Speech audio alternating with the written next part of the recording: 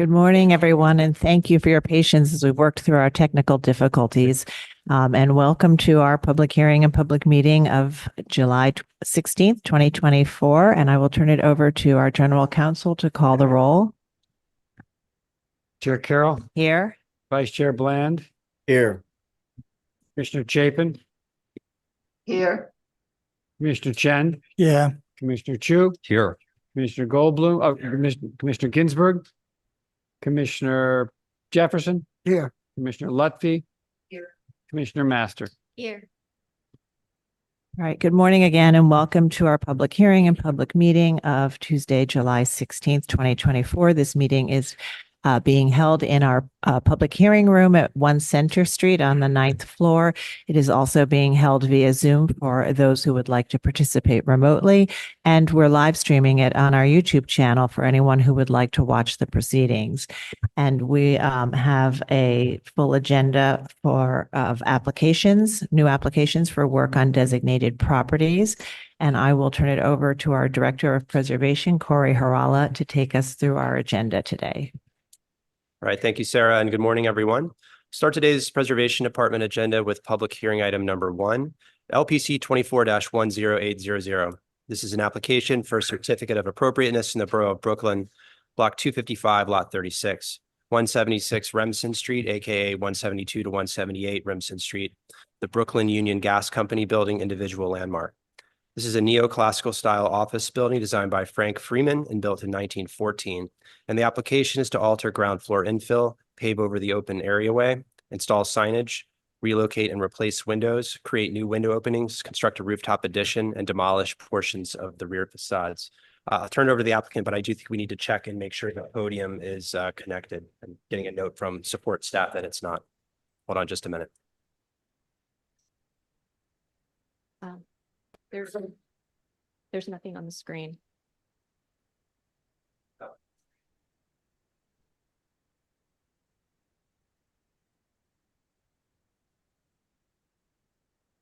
Okay.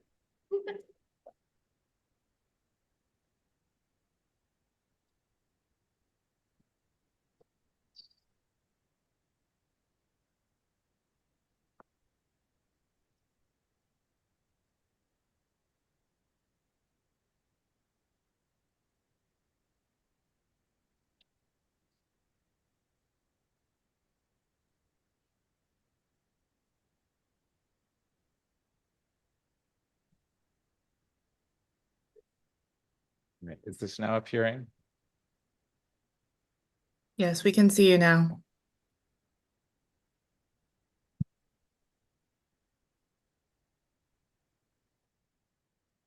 Just testing. Okay.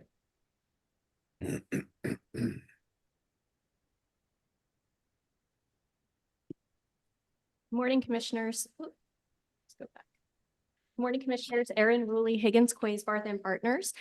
We're here today to present 176 Remsen Street, which is being redeveloped by Rock Rose. And we have the entire project team here with us today. I'll introduce everyone. Justin Elganian from Rock Rose. He's the president of Rock Rose.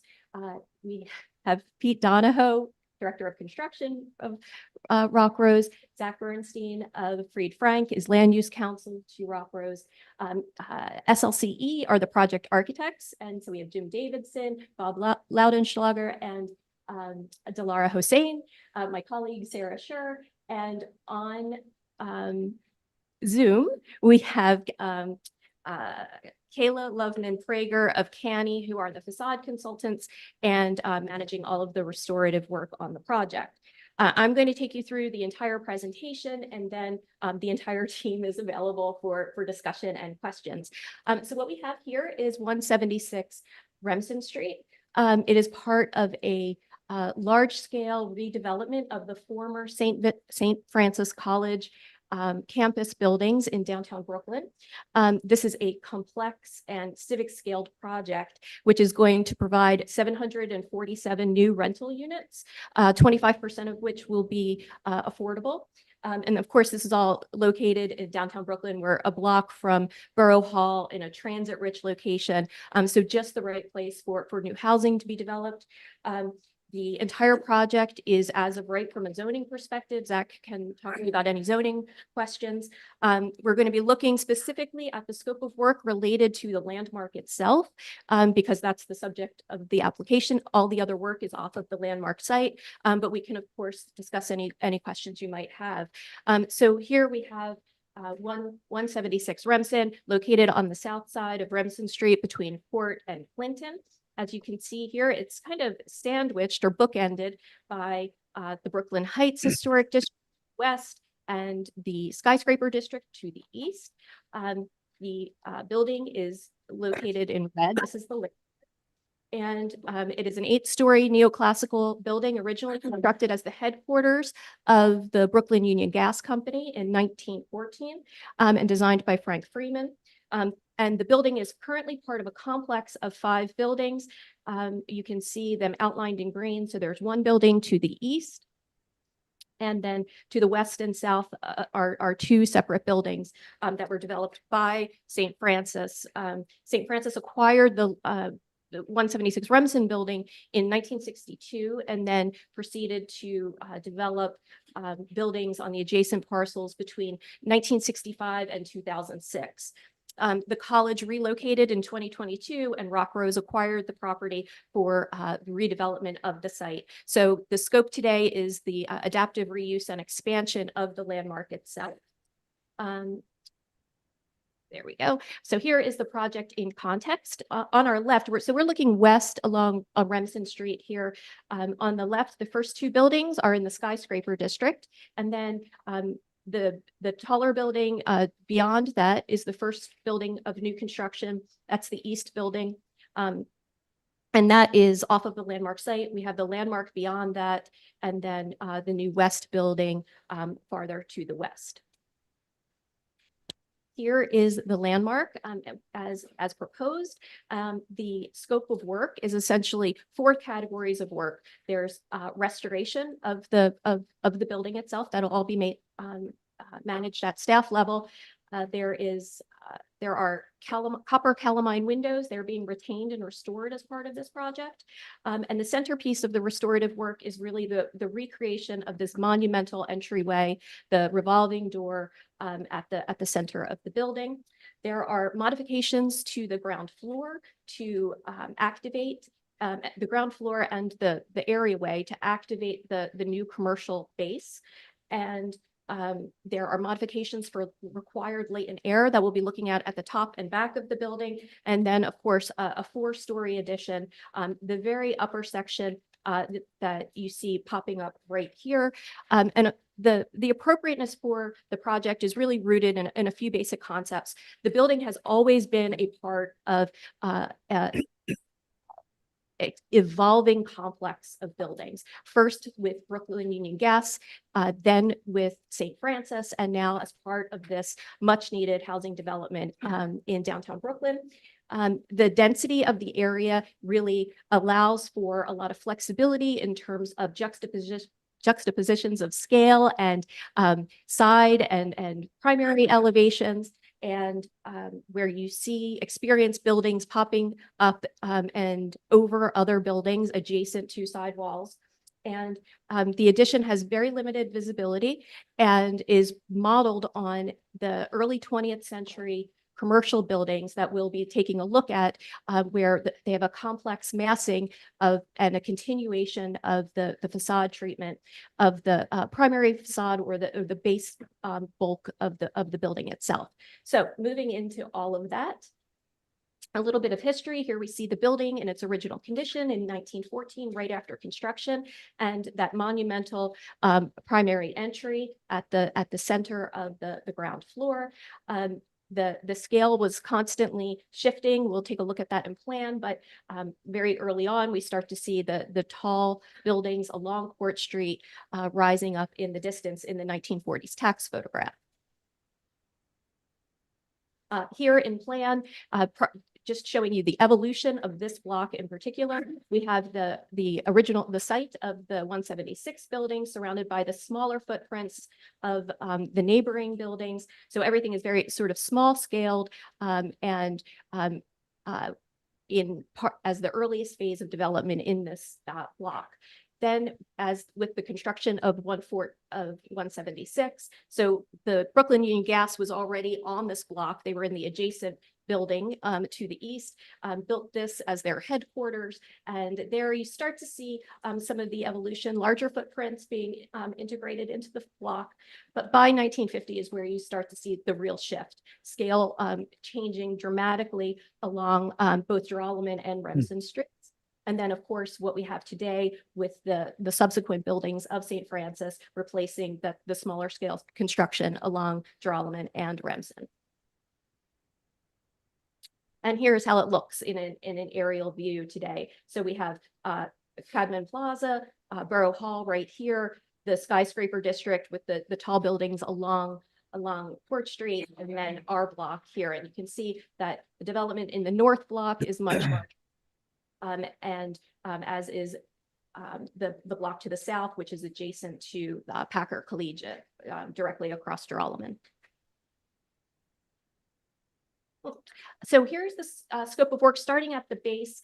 As I mentioned, we're restoring we'll take a look at the existing conditions, but restoring that monumental entry.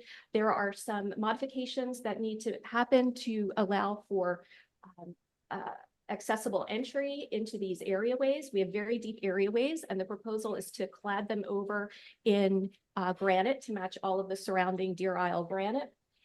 There is a proposal to create new entries in one window bay on each side. The intent here is for a single tenant at the ground floor. That's the hope, that it would be a restaurant and occupy the full ground floor. There are provisions in this plan to be able to create a second space if needed. So that would be located in the west portion of the ground floor, and there is another entry provided within the areaway to the right. So this requires some modification of the areaway railings, which we'll take a look at. There's also two new signs proposed at the piers, and then instead of having, there's a granite plinth that is the step for the main entry. In order to address grade there, that's going to be managed just in the sidewalk level, without having to modify the entry at all. Here are the existing conditions. The ground floor infill is all bronze, and the entry when St. Francis occupied the building, they created an outer vestibule for within the portico. And so this is later infill. We see here the spandrel and the doors below. That all happens under St. Francis. And then there's a screen wall and a wire sculpture of St. Francis within that opening. And that would all be removed as part of the proposed restoration. Within the vestibule, so at the second floor, the bronze detail all remains. We have the spandrel and the upper windows, but everything below the spandrel has been replaced. You can see here it's pretty clear, the dividing line between the old and new fabric. And then we have the ghost of the old revolving door in the floor. And as you can see on the side elevation, so all of this was exterior stone. All of this polished granite was originally the exterior of the portico. And so here, just the comparative view, existing and proposed, removing that exterior screen wall, restoring the full depth of the portico, the new restorative revolving door. We are proposing a new security gate just to close off the vestibule during off hours. That's going to have be bronze finished and with a decorative pattern based on the motifs in the existing bronze work. As I mentioned, we have the new ADA accessible entries to the clad over areaways, and that requires us just to cut back the railing a bit to allow for that 5-foot clearance within the ramp. As I mentioned, for the second retail, if we do need that second entry for a second retail space or a commercial entry, there's a possibility of opening up this west end.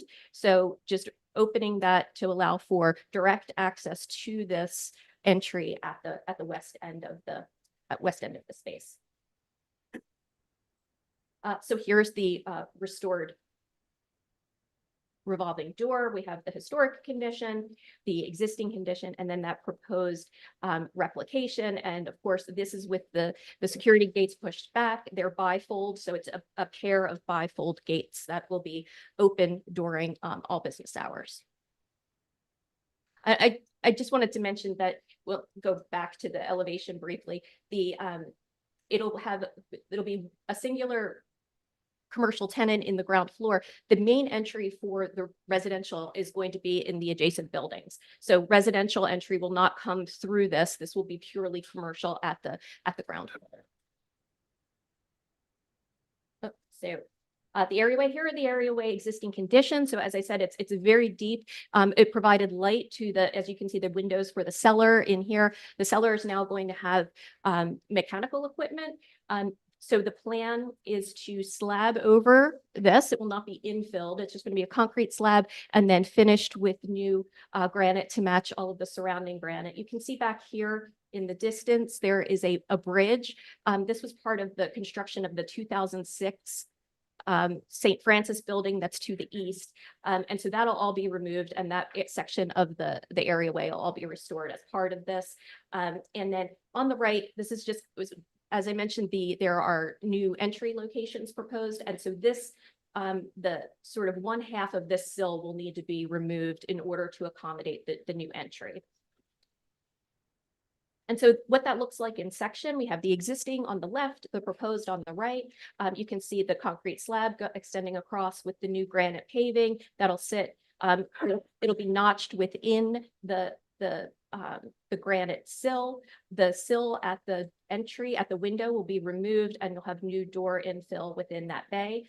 Right now, there are non-historic windows on the west side of the building. So what we're replacing here is non-historic, and then we'll be relocating the other bronze window from the other side that we'll be removing, relocating it here. But also we have two other windows in the second that will need replication. So we will replace those to match the historic there. Signage, we have historic sign brackets on the east pier of the ground floor. And it was historic. It originally had a Brooklyn Union. Once we activate the areaway, that sign is going to be a little low, that location. So we're proposing to move the historic brackets up to this location of the former light fixtures, which is up here. And proposing a new bracket sign. It'll have a lighting strip above that will downlight the sign. And we would do two of those, one on each side, although we only have one historic sign bracket that remains. We would replicate it for the other side. So moving up to the top of the building, we have, as I mentioned, the 4-story rooftop addition proposed. You can see it here. The existing condition ends with this solid parapet. Above that, we are proposing a substantially setback addition. The first section of the addition is set back 10 feet from the primary facade, and then the second setback for the upper 3 floors is set back an additional 15 feet. We'll see this in section, but right now we have a half of a 9th floor. And in order to provide light and air to what will become an expanded 9th floor, we're proposing to create new apertures within the stone panels. And we'll look at that in detail. Above that, we have a glass rail. None of this is visible from the street. Then the upper floors.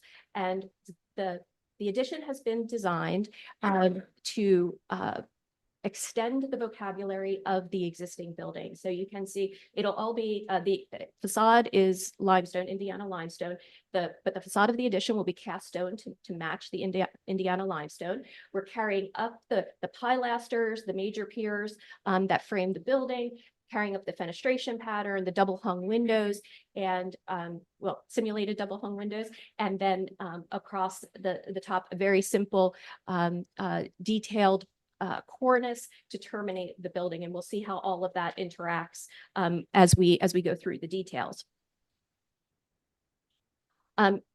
The design is based on this concept of the complex massing of early 20th century commercial buildings. And so we looked at a few examples here. These are all in Manhattan or Brooklyn. And you can see where there's the primary mass of the building. And then there's a sort of transitional element that introduces the stepped massing above that. And so what we're seeing here in the Fisk Tire building, a smaller scale window that terminates like somewhat like an attic story, terminates the primary mass of the building before we start to step back. And we have a very sort of rectilinear and derivative tower massing above the base of the building.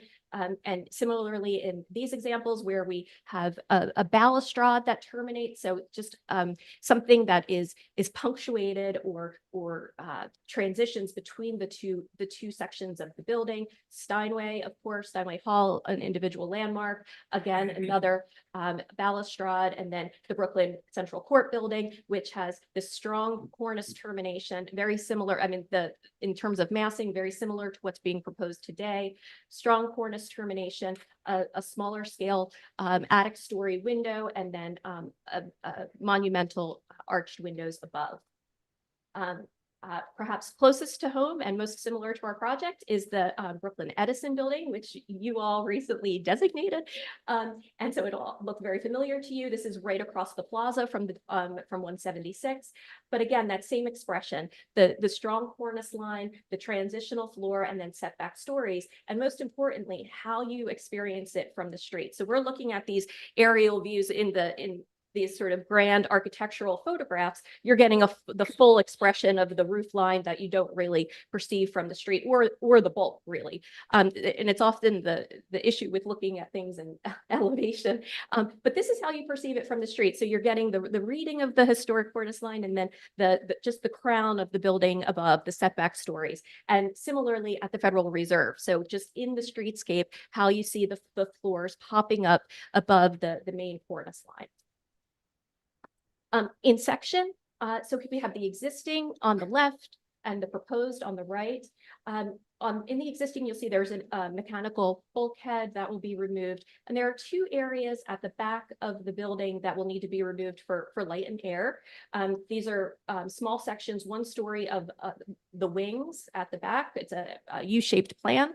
And then in the courtyard, there is a two-story infill piece within the courtyard. And so we'll be taking out just the second story of that. And then in section in terms of the parapet, what we were talking about, you can see the 9th floor is just a partial floor, so it's not occupiable. And so the proposal is to raise the roof level up to behind the full height of the parapet, create those new openings in that parapet, and then be able to step back 10 feet for the first floor of the addition, and then 11 through 13 will be set back an additional 15 feet. The important thing to note about this project is that the building is retained. It's not just the facade of the building. The floors are remaining where they are. And the new development is really developed around the landmark. And that I think is really different than many projects we see where everything gets adjusted. And so this is very much an intact building as part of this project. At the parapet, so here is the existing condition in elevation. We have 7 panels that are in the central section of the parapet. And then to the east and west is a wider panel framed by bucrania. And so the outside panels are not being touched. So they will remain. And then in the existing conditions photo, you can see there's a recess for a recessed panel, and that is where the sort of surgical removal will happen. The plan is for this to be done in situ. As you can see at the rear, there's a brick backup and it's been coated. Water has infiltrated and been trapped back there. So that is going to require reconstruction. And as part of all of that, the engineers and Canny are working hard to figure out the detailing of how this will work from a technical perspective. But the primary goal is to make sure it all remains stable and intact. There's a a structural relationship between the deeply projecting cornice. I think is it 6 feet? It's a 6-foot limestone cornice that's projecting, and it's being counterbalanced by the parapet. So it's a very sensitive and needs to be treated carefully. And so that is all part of what we're in the process of developing right now. So again, picking up that shadow line within the parapet and being able to create a new window within that area. And it'll maintain much the same relationship that we have today with the recessed panel. And again, it is not visible from, and we'll see that in our renderings. It's not visible from the street. This is by the time you see, because of the depth of the cornice, by the time that you see the parapet, you are very far away and at an oblique angle. So proposal, the 7 new windows within the parapet. Here we have a section showing the new window within, just set within the stone panel. Also to provide light and air, integrating new skylights into that terrace. And so where we're looking is here. This is that 10-foot setback between the parapet and the 10th floor. So there's skylights integrated there behind this glass rail. And then, of course, our addition beyond. Just to provide some context, the Commission has seen examples of this in the past where there is an effort to utilize space behind the parapets, whether it's occupied space or terrace area. And so here are just 3 examples where the Commission has approved similar interventions at buildings. So 555 West End Avenue, where the solid parapet becomes fully fenestrated at the Windermere, an individual landmark where smaller apertures were created within the blind arcade. And then more recently at 11 East 26th Street, where the parapet, this is a very tall parapet that was being partially restored, but then creating new openings within the quatrefoil panels, because this was a 14-foot tall parapet. Some of you might remember this, and there was no visibility from the terrace level. And so this is all consistent with how the Commission has evaluated projects in the past. And again, these are all visible, by the way. So that's the one significant difference, is that you can see all of these. Just a little bit at the rear, here's that mechanical enclosure that we'll be removing on the top of the building. There's 2 sections of rear wings that will be removed. So we're looking north here up into the back of the building. This is the courtyard. The brick in this area, this is the area that will be partially removed. It's just common brick. No significant features within this area at all. And then down within the light well, here's the 2nd floor removal that's being proposed. When we see that in Axon, we have the areas of removal, the new terrace area off of the 9th floor, and then the new addition extending up, and the new light well extended down 1 level here. None of this is visible from the rear. Due to the new construction. You can see this is Support Street is to our right. We have new construction along Joralemon. This is the Catholic Charities building. So everything is blocked from the south with no visibility anticipated there. So just to give you a sort of a walk around the block to understand how this is experienced in the streetscape, this is looking east along Remsen Street. So we're at the corner of Clinton. And so the new construction of the west building here, the landmark beyond, and then the east building. And so from this view, we're not seeing any of the changes at the landmark on the rooftop. As we get closer to the building, we start to see the expressed top floor of the addition. And again, all designed in a way to recall the facade in that early 20th century commercial style. Similarly, as we look southwest, and then in front of the building. And I just want to jump quickly to the appendix. Because we did put up a mock-up. It's a little challenging to mock this up because of the height of the adjacent buildings.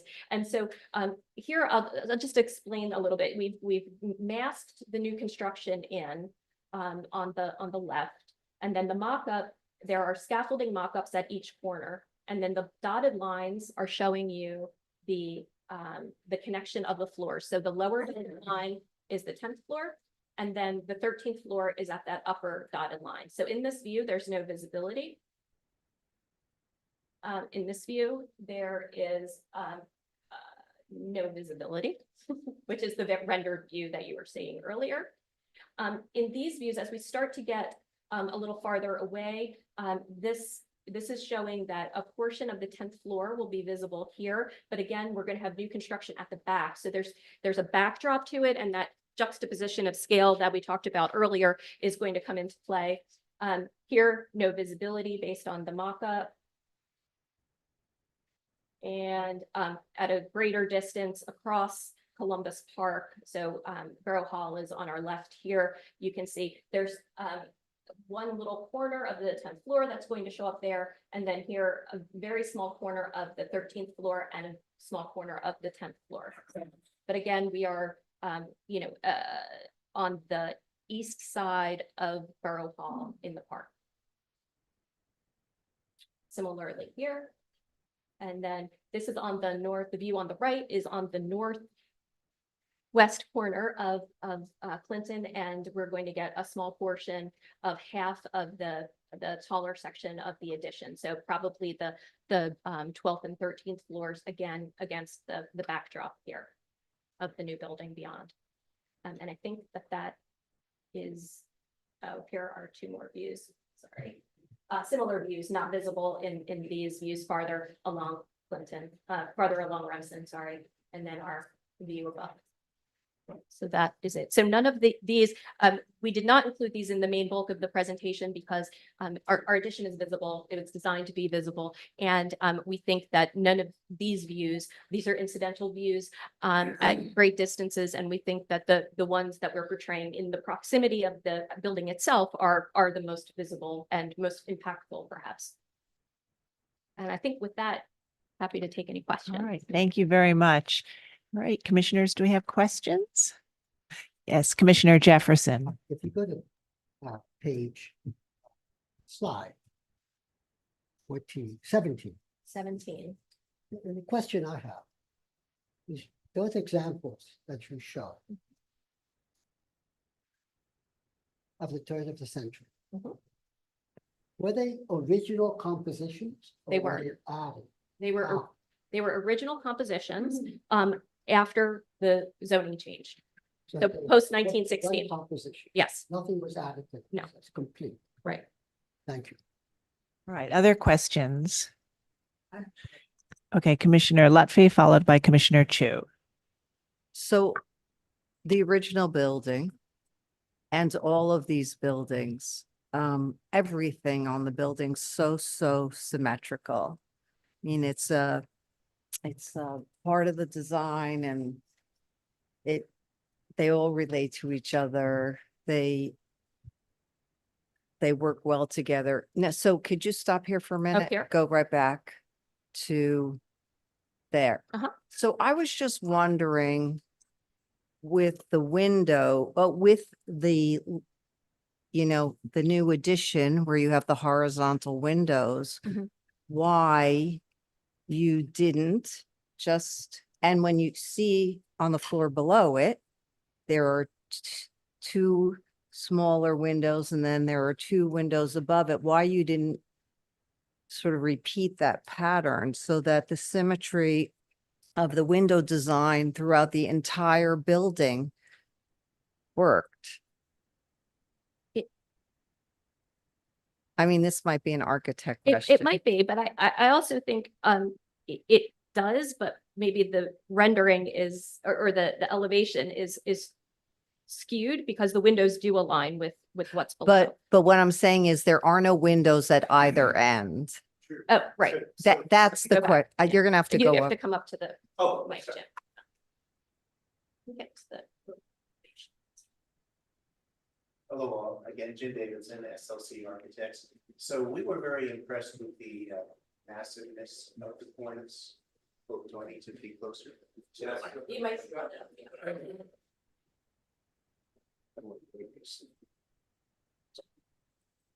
Oh, okay.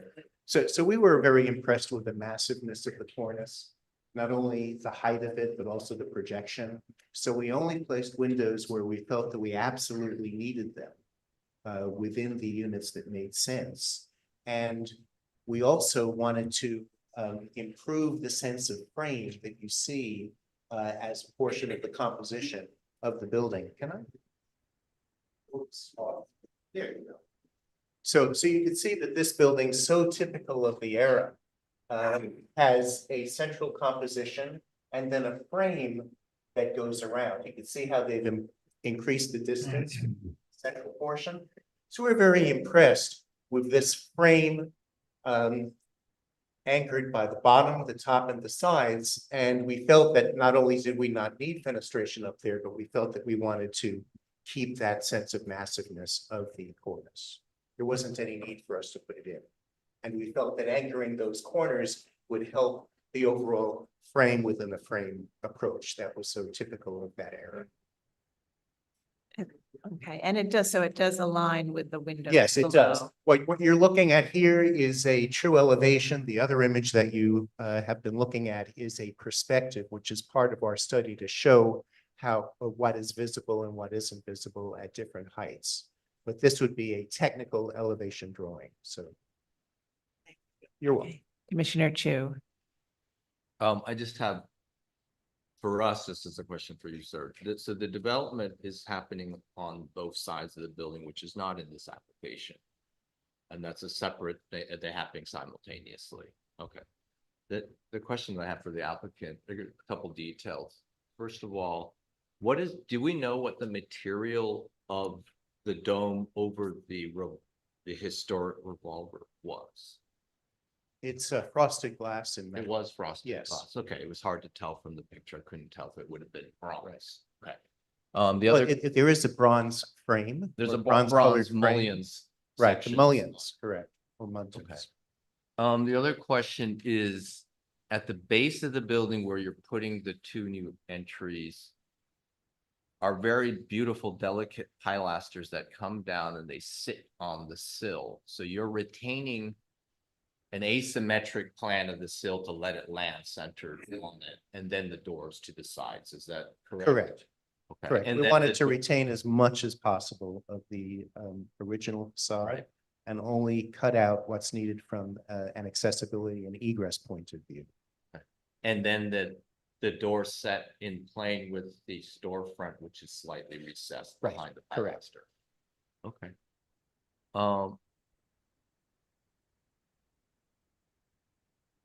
I think that covers oh yeah, one last question, sorry.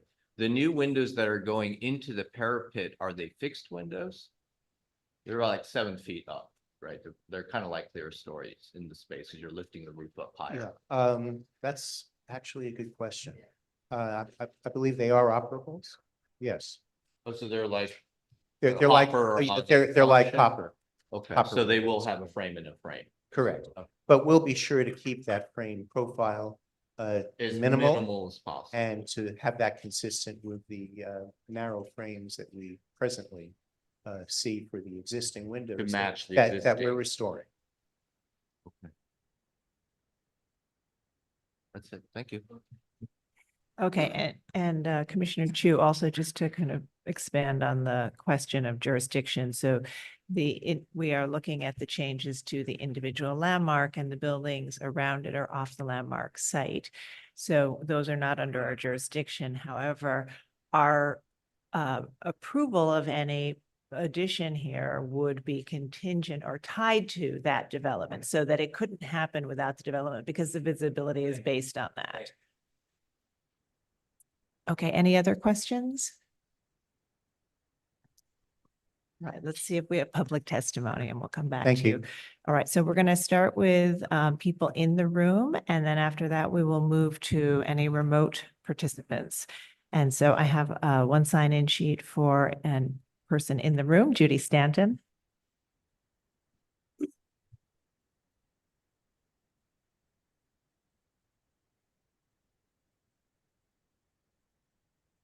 Judy Stanton, speaking for the Brooklyn Heights Association. We support this application. We appreciate the thoroughness of the presentation materials and that the team has given a lot of thought to the various preservation and materials issues raised by the plan. We have 3 suggestions. First, regarding the retail entryways, we suggest that the LPC review alternative designs now for how the entries would work in a 2-unit space. Even if the current intention is a 1-unit space, it does not seem improbable that a tenant in the smaller unit would want more access than just a door that requires walking through the areaway. Or they might want a plan that leads to asymmetrical areaways. Second, as regards the parapet, while we acknowledge that the parapet is not visible from the street, it does contain original building fabric on an individual landmark. We expect that any approved plan will require minimizing removal of that material to accommodate the new window openings.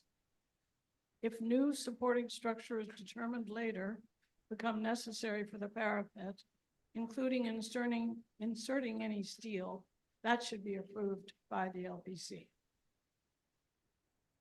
Lastly, regarding the streetscape program, we think that the retail and streetscape plan for the entire complex should be considered holistically. We recommend that the applicant ensure that designs and concepts for the non-landmark portions are compatible with the plan for 176 Remsen Street. Thank you.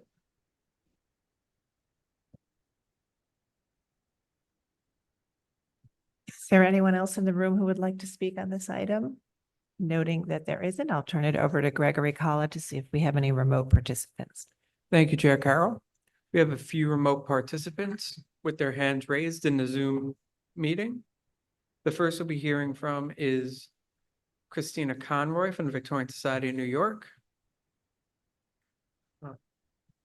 Stephen, could you make me a co-host?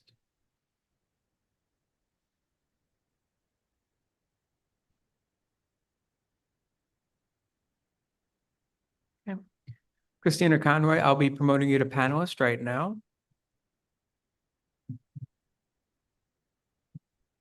So please just unmute your line and state your name for the record. You'll have 3 minutes to speak. Thank you.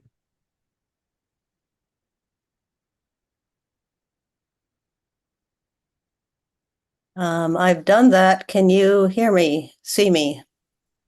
Yes, we can hear and see you. Okay, excellent. Okay, so good morning, commissioners. I'm Christina Conroy for the Victorian Society in New York. Now, the proposal for work at this individual landmark includes many changes to the building, but before we discuss those, we need to bring up some underlying assumptions about the neighboring buildings that the presentation doesn't address. The street view on board 2 shows this building flanked by a pair of new taller buildings. This is just a rendering, a wish list. The street views on board 33, 34, and 35 show what's actually in place, and the mock-up of the proposed rooftop addition, the mock-up is fully visible.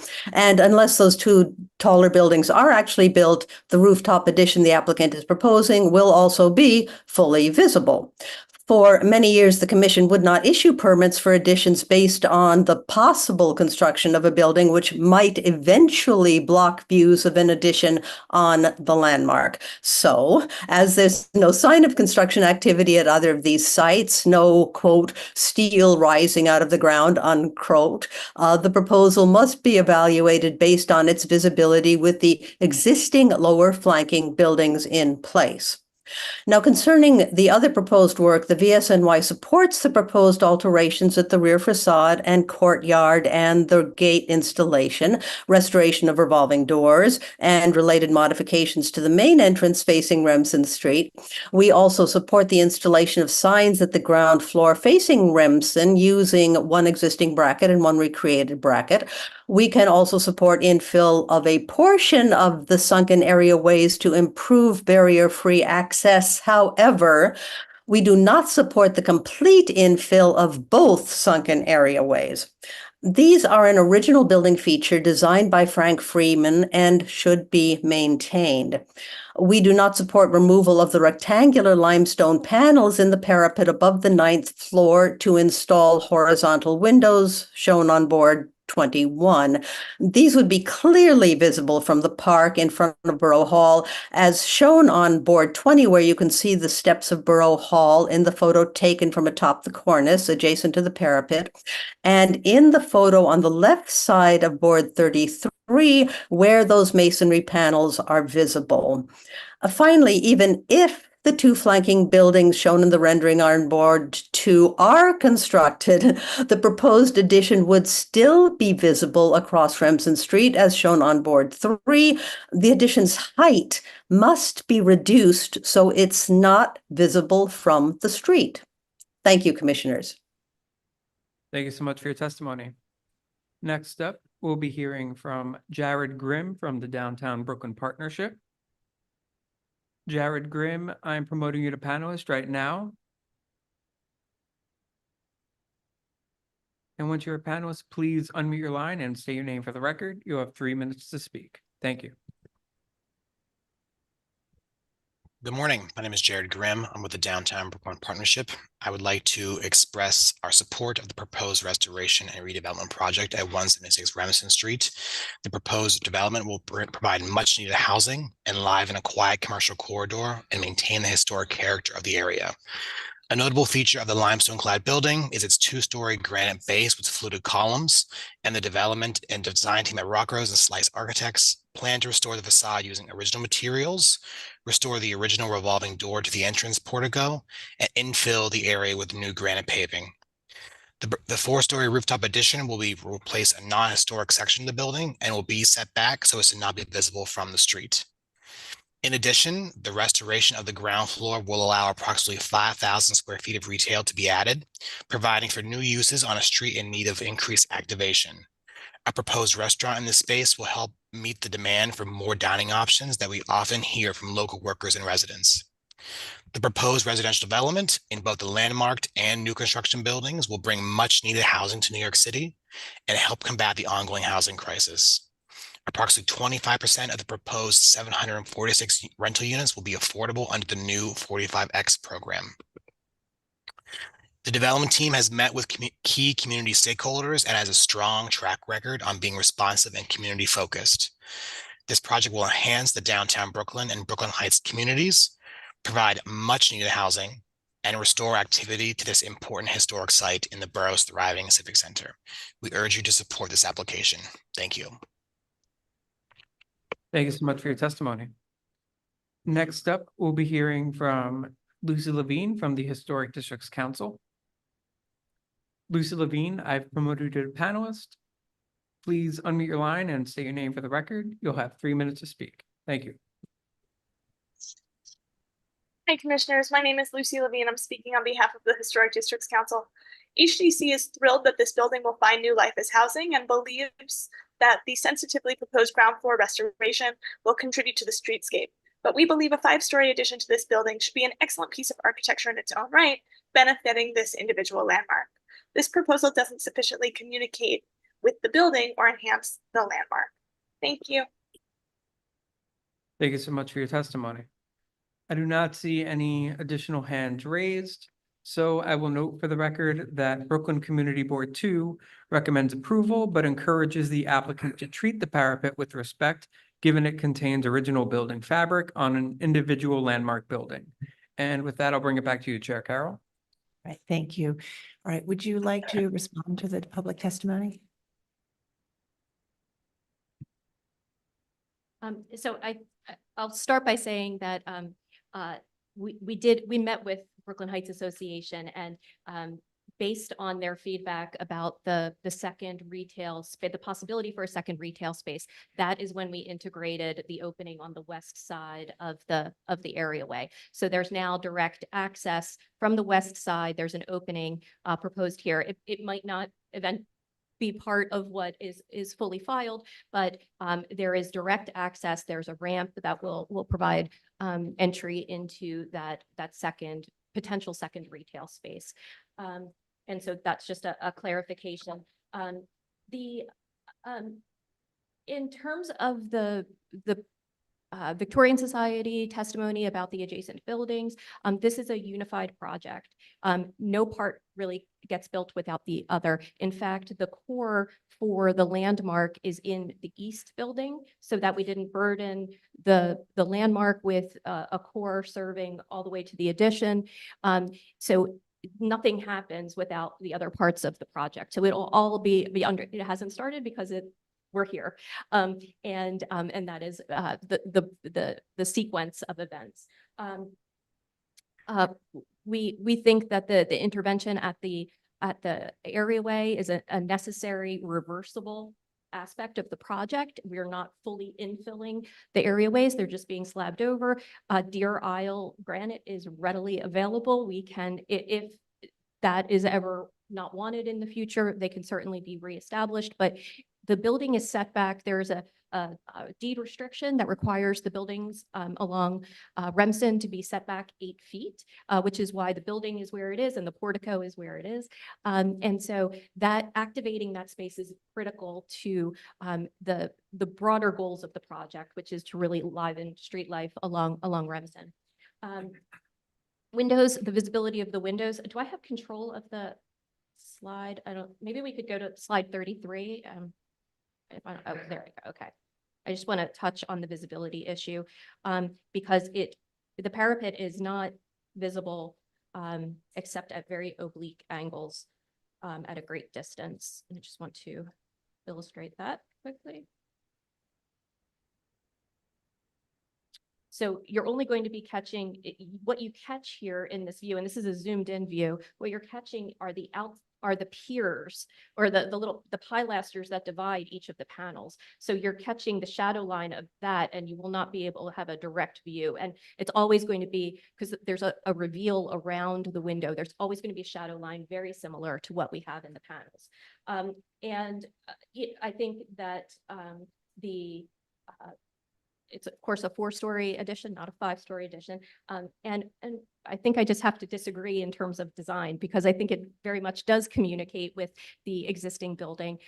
We looked very closely at the models, the historic models, and while they were not additions to the buildings, they are examples of buildings built with greater massing than was allowed at the time. And it as an effort to determine what is the right approach to how to expand the building. And so I think using those as source and design inspiration is the absolute right approach, which is what has been done here. And I think I would conclude by saying the addition itself has been self-limited. They cannot utilize all of the FAR available on the site because of various limitations, but the height on the landmark could go up as tall as, from a zoning perspective, can go up as tall as the adjacent buildings. And that is not what we've come in with because we wanted the addition to be a well-composed part of the landmark. And we think that that's what's been achieved here. So I think I'll stop talking now. Thank you very much. All right, commissioners, any final questions? All right, so then let me just check on our remote commissioners. All right, so let's move to close the hearing and begin our discussion then. Commissioner Chen, would you make a motion to close the hearing? So moved. Thank you. And Commissioner Lutfi, would you second that motion? Second. All in favor, say aye. Aye. Any opposed?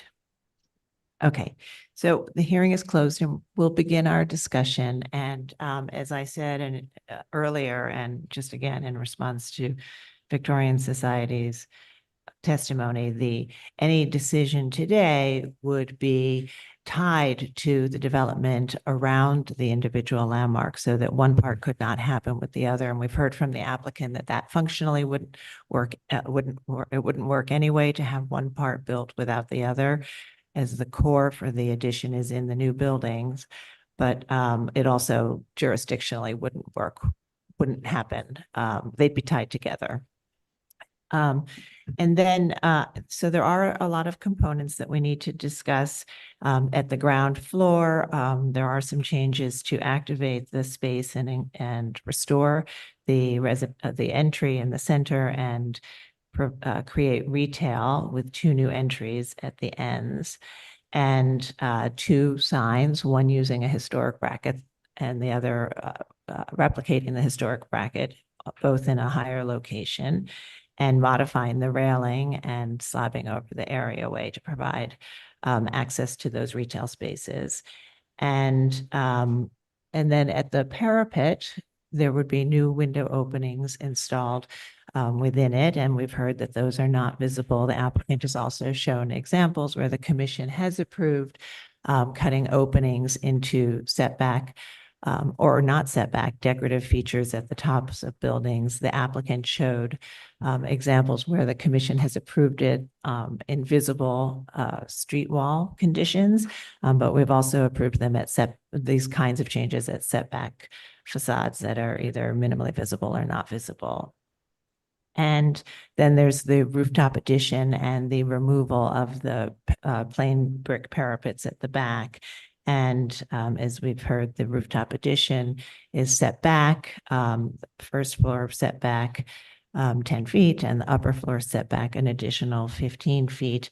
And from various locations, the top of the addition would be visible in the context of the building below, but also in the context of the taller buildings around it. And the addition is designed in a way that relates to the building below and modeled on other early 20th century classical style commercial buildings. So there are areas of work at the base, at the parapet, and then above that is also connected to alterations at the back. And I think that these are the kinds of changes that we have seen for when we look at applications for adaptive reuse. And I appreciate the applicant setting up the discussion, talking about the sort of history of this building as it was built in 1914 as the headquarters for the Brooklyn Gas Company. And then the neighborhood evolved. And then in the 1960s, St. Francis bought it, also building large buildings around it. And this would be yet a new use and a new life for the building. So I do appreciate the value of this important work here. So Vice Chair Bland, would you like to start the discussion on this one? I would love to. Thank you. First of all, I think we've just had a master class in presentation by Aaron. It was concise, but also encompassing and altogether wonderful presentation. So thank you, Aaron. This is a very significant change for those of us who've lived in Brooklyn Heights a long time. It's not in Brooklyn Heights, I guess you could say, but it's certainly surrounding. The historic district surrounds it, and of course the new skyscraper district flanks it on the east side. Frank Freeman is an extraordinarily important Brooklyn architect of that era. In my judgment, a little bit underappreciated citywide, but certainly appreciated in Brooklyn. Many of the finest buildings that are downtown Brooklyn and even some in Brooklyn Heights are Frank Freeman's design. So the building is a tour de force and properly, I think, individually landmarked. So what do we have here? I think we have an extraordinarily successful adaptive reuse of much of this block, and with the centerpiece being this historic landmark in the middle of it. The changes that are being suggested, I think, are every single one of them. I'll go through them quickly, but every single one of them I can support as appropriate, starting with the series of changes that would be needed on the ground floor, including the reversible decking over of the areaway.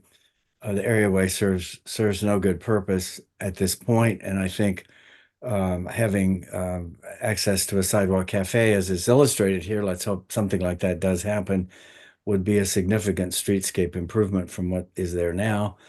The changes within to the main entry all are appropriate. The new doors flanking the exteriors on the outside are sensitively inserted, and much of the the monumental bronze is being saved and restored.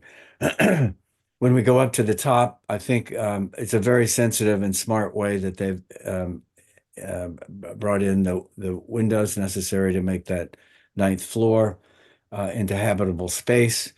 I think that's very, very well done. The whole top, there are many ways to add to an old building, including a very contemporary way, which I might often support. But in this case, I think it's not appropriate, particularly given the highly contextual design of the new buildings surrounding this landmark being proposed. So I think, and particularly relevant were the wonderful illustrations that Aaron showed us of buildings of this era, which set back twice, a little setback and then a bigger setback. I think this is great. Seeing something like this a little bit over the catching a glimpse of the top of the building is in no way interfering, in my judgment, with our appreciation of the beautiful cornice of this building. Finally, the issues that relate to the rear of the building, the elimination of a floor down in the well, and some other minor removals, I think are all completely invisible, of course, to the public and very very appropriate. So all in all, I think this is a really terrific addition to our life in Brooklyn Heights. I think many of us probably are sad to miss those students that we like to see on the sidewalks of Remsen Street here, but that's an era that's now gone, and we now can embrace a whole raft of new neighbors and new apartments in a city which is starving for new development for housing. So thank you. Okay. Thank you. All right, Commissioner Chu. Yeah. Thanks for those words from Commissioner Bland. I think it was very well stated. I would also agree that it was a very detailed and clear and complete presentation. So thank you for that. I'm going to make a few comments overall, I think, about both the restorative work and for the addition. It's really an interesting project. It's great to see all this energy going into this building and retaining it and restoring its original ground floor streetscape scape experience. I think it's interesting just to look at the images of the original 1914 building and its context, and then fast forward to today and what's happened to the scale of the city, the growth, which is natural. We see these in many of our applications and proposals where the original case was very different than what's there today. It was the tallest building and definitely an object back in 1914. And I think that the current proposal still retains that aspect of the building. It celebrates its historic facade and tries to bring back some of the street experience that it used to have in terms of the revolver, which I think was an important aspect of the entry point. And to that, I think that the addition, the 4-story addition, is appropriate. I do think that the 2 setbacks help greatly to respect the original building below it. I hear some of the comments about the fabric on the parapet. I do think that from my perspective, I'm fine with the windows being placed there. I do think it's a symbol of the changing use of the building and the fact that it's really being enlarged and made more useful for its current needs. I would also say that decking over the light well, I don't have an issue with that either. This has happened through a lot of buildings. The current condition is a very back of house condition. It feels almost of an eyesore up to the facade. So I do think enlivening that street experience is a positive. ADA access is very important. I think that merits the adjustment of those what previously were guardrails. I would say that the applicant should just work with staff on the details of it. I can see that there's a lot of fine tuning going on with the leveling of the sidewalk. That always happens. And trying to retain it most accessible flat experience to the front door looks like what the applicant is doing, and I completely support that. We want to get entry into the building for all and welcome all users. I think that the work at the ground floor is all good. I don't have issues. I think I asked a few questions. They were answered. Any concerns I have were alleviated. And let's see, last comments here. Yeah, I think that does cover most of the thoughts I've had. A very nice application. Thank you. And I think this is all appropriate. Great. Thank you. Commissioner Master. Thanks. Yeah, I share the other commissioners' enthusiasm for this very important project, and I think it was extremely well designed and well done. I think that I'll start with the entryway. We're basically restoring it with what was there historically, with the domed revolving door. And I think if anything, it's a significant improvement over what we have now. All the work on the below grade basement, the areaway, I think the changes are fine and necessary for the new retail tenant. And I also want to say that with the restaurant that's coming in, I don't think there's any commercial use on a ground floor that activates the streetscape like a restaurant does. So I think that's going to be a very important tenant. I support the changes to the parapet with the new windows, replacing like I guess the new windows. I guess it's for the 9th floor. And I have to say that I think you need the light because you are expanding the 9th floor and you're going to have people there. So it's a necessary addition, and I think it's done very well. The 4-story addition is set back with minimal visibility to no visibility. And I think it's also extremely well done with the similar fenestration, the same fenestration as the main floor. Overall, I have to say they did an incredible job with designing this, and I think it's going to be an incredible addition to downtown Brooklyn with the additional residential units and the new restaurant tenant. Thank you. Commissioner Jefferson. I agree with all the comments, and I particularly like some items that are really quite beautiful. I think the signage is very well done. I think that was really creative. And I think keeping the guardrail over the areaway was beautifully done, just excellent. I do think that my only real conflict is how much exposure there is.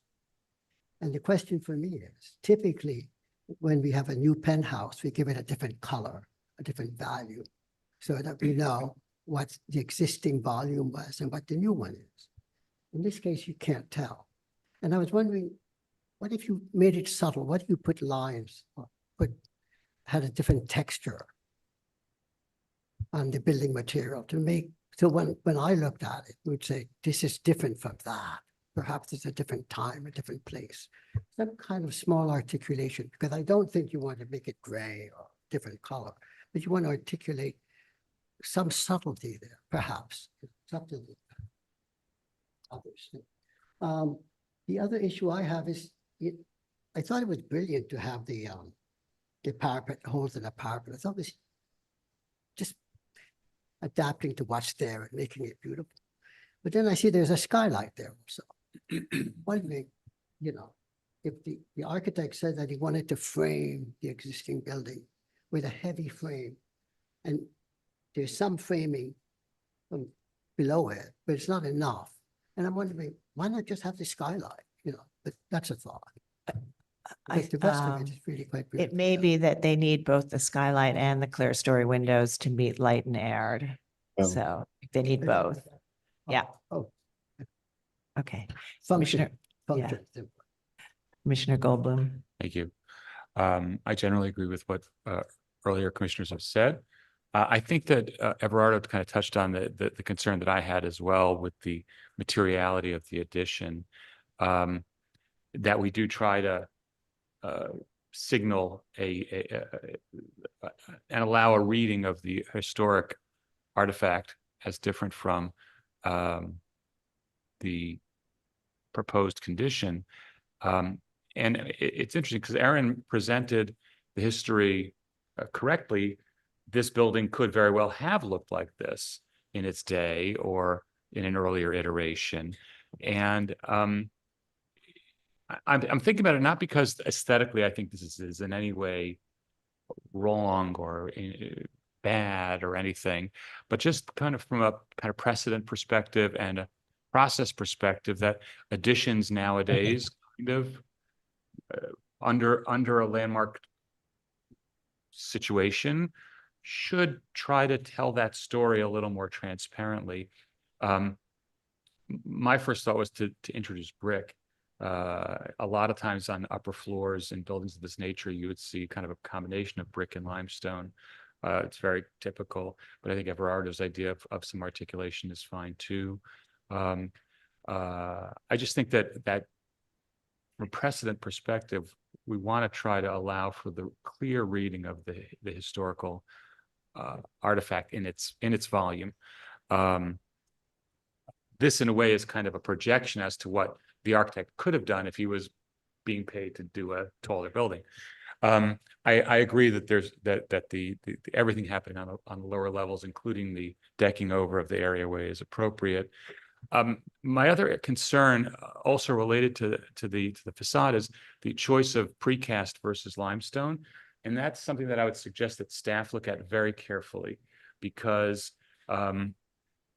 the limestone of the existing building should be cleaned and looked at first, and the precast tends to be relatively uniform and relatively, even in color, whereas limestone can vary, depends on what limestone was chosen. I don't really see it. It's hard to see it in the photos. But I think that they should consider that if they are going to continue with limestone and not with an alternate material, or the limestone-esque material, that it be considered to be limestone instead of precast if the match isn't a good match. I think the same comments about the differentiation and identification of the original volume should be taken to the rear facade. I'm really glad they're keeping those arched windows, which are significant windows. But there might be an easy way to work with staff to identify a kind of a break line, either a detail in the brick or something else that would allow for a reading of the original structure. And lastly, I just want to, not that I have a thought about what to do about it, but it is a little peculiar. I can't remember a situation where we've basically taken the core out of a building and turned the building into an adjunct of another building, which this will be. There won't be a stair in it, I guess. There won't be, I don't think. She said there was no elevator. It's a little curious. I don't think it makes it inappropriate. I just wonder what that means. Okay, thank you. And just on the discussion about the design of the rooftop addition, and I think when we look at the massing of rooftop additions, we like the setbacks from the front end, even from non-visible rear facades, to preserve a sense of the original volume. And similarly, the massing of rear yard additions, we like them to not go to the full height, typically in row houses, to preserve a sense of that original volume. But when it comes to design, I think the commission has taken a broader approach and allowed for different kinds of designs, allowed it to sort of come from the applicant, and we have approved contrasting designs, and we've approved sort of matching designs. So the most famous example, probably, or most notable example, is the Jewish Museum, where they sort of replicated the building on the side. So, so I think, we have approved certainly additions that match in design to the building below or adjacent to it. And in this case, I think with the setback and then the immediate context, you may not read this as a dominant element anyway. So if that helps at all, right? Commissioner Chen? Yeah, that's a great comment. I think in this case, so much of this case is really hinges, has been alluded to, bracketing on either side by the other developments. And as Commissioner Vice Chair Blanchett articulated, this is so well done. This is really fitting. I mean, is talk about adaptive reuse, and Aaron, you deserve, you know, the presentation award. But I'm not going to repeat what most of the commissioner has said. Getting back to what Commissioner Jefferson and Michael Goldblum was alluded to, I think in this case, if you know, given that we have leeway and discretion on adding on top of the building, I think either way in this case, in my mind, can work. Whether it's, you know, similar in pattern and texture or something new in this case. So I think this at least in my mind, I do have a little minor concern, which is nitpicking, is the blaze sign when they removed it. The historic feature above it, I hope the staff get them to. It's not there, I think, right? It all is gone? there. So are the historic light fixtures being retained then? I think it's the back plates that are existing, but not the fixtures themselves. So they're going to reuse the back plates from the original fixtures to now allow them to shift the bracket sign upwards. Yeah. Okay. So the back plates will be retained. Yeah. Okay. Okay. Commissioner Lutfi? I want to, as other commissioners have done, thank the applicants for a very thorough presentation, but also for a very thoughtful approach to how to undertake this project. This is a very important building on so many levels, not only because it happens to be an individual landmark, but because it really housed two very important institutions within Brooklyn's history and within the Brooklyn landscape. First of all, I cannot say enough about how important of an institution Brooklyn Union Gas was. And until the day that it was merged or was wired by National Grid, it was not only important in the landscape, but this company was just completely integrated into the community in so many ways, from a business standpoint and just in terms of community engagement. So for this building to continue on and have its physical character retained is very important. I'm going to come back to that one in a minute, and I also think that when it became St. Francis, it became a very important institution, community institution, educational institution, and so was embedded within not only this neighborhood, but within the fabric of Brooklyn and the city as a whole. So what happens here is very important. And during both of those periods that I think, you know, this is a funny looking block. I'm surprised you didn't show it because in a way you made a you did a great job of showing the character and the building in terms of the context of the buildings that are similar to it. But this is a weird street, you know, Paralandra's on it. It's like, it doesn't really have any consistency. I even feel like the traffic on, you know, how you feel when you walk down the street is just like, it's just an anomaly within. It's not clearly commercial. It's not clearly residential. So,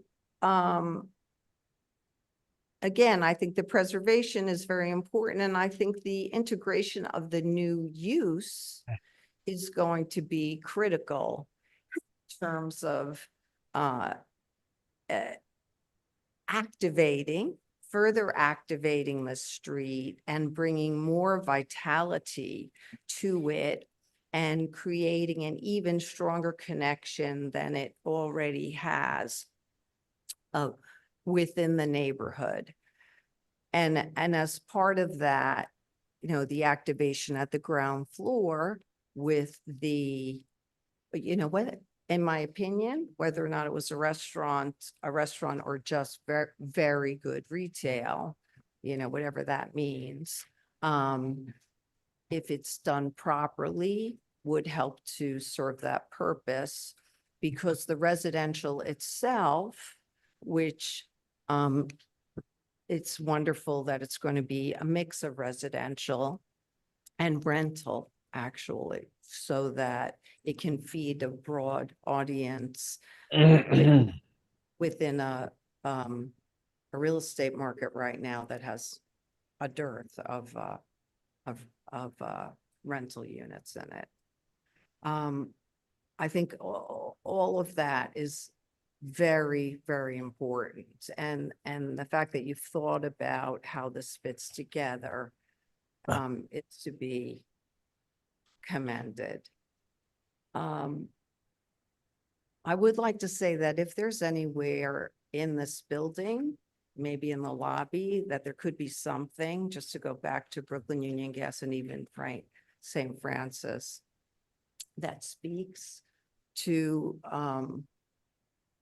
what was here and their roles within the community. I think it's important because as the city's landscape changes, I don't think we want to completely erase our history, especially history that did contribute so heartily to what we have here.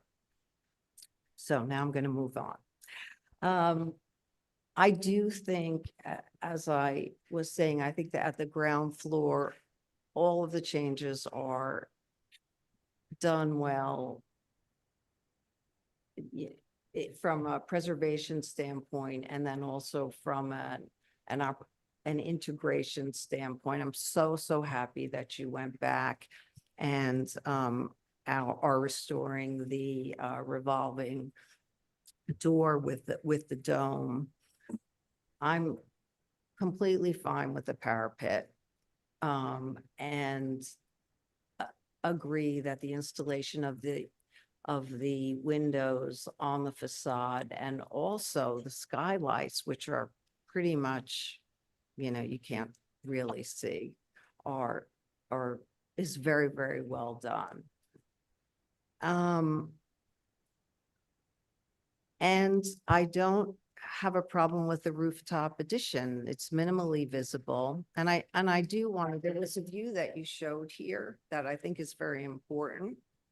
The view from east of Court Street, looking down the street. First of all,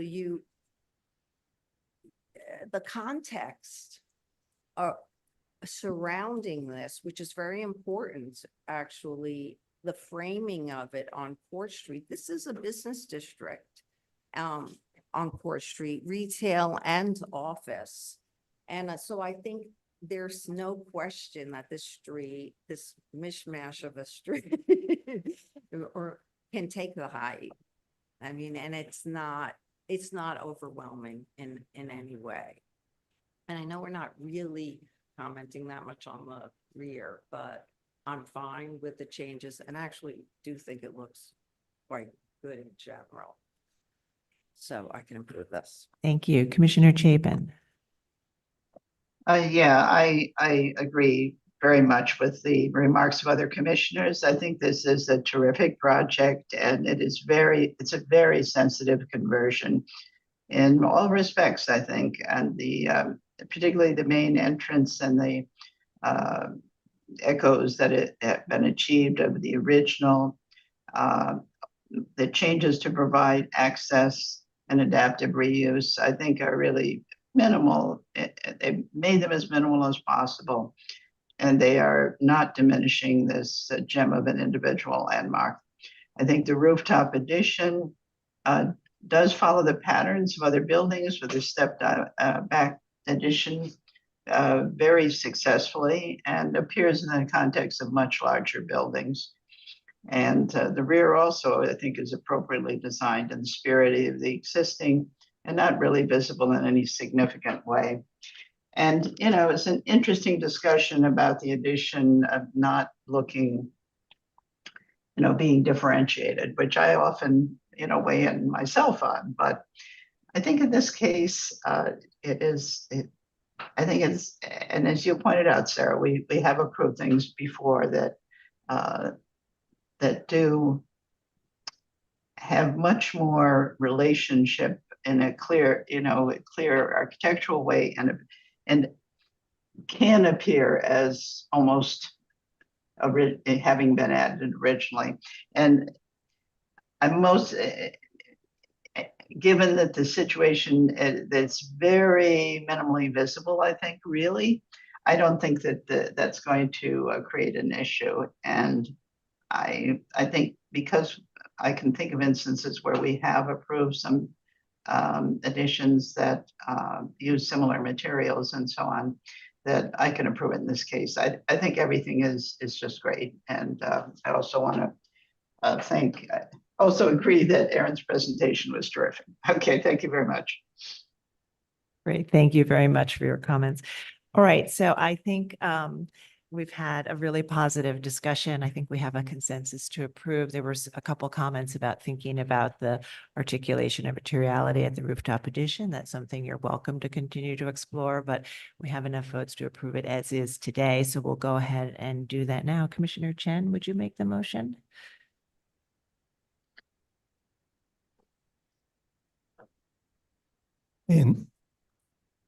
In the matter of LPC 24-10800, 176 Remsen Street, aka 172, 178 Ransom Street, and individual landmark.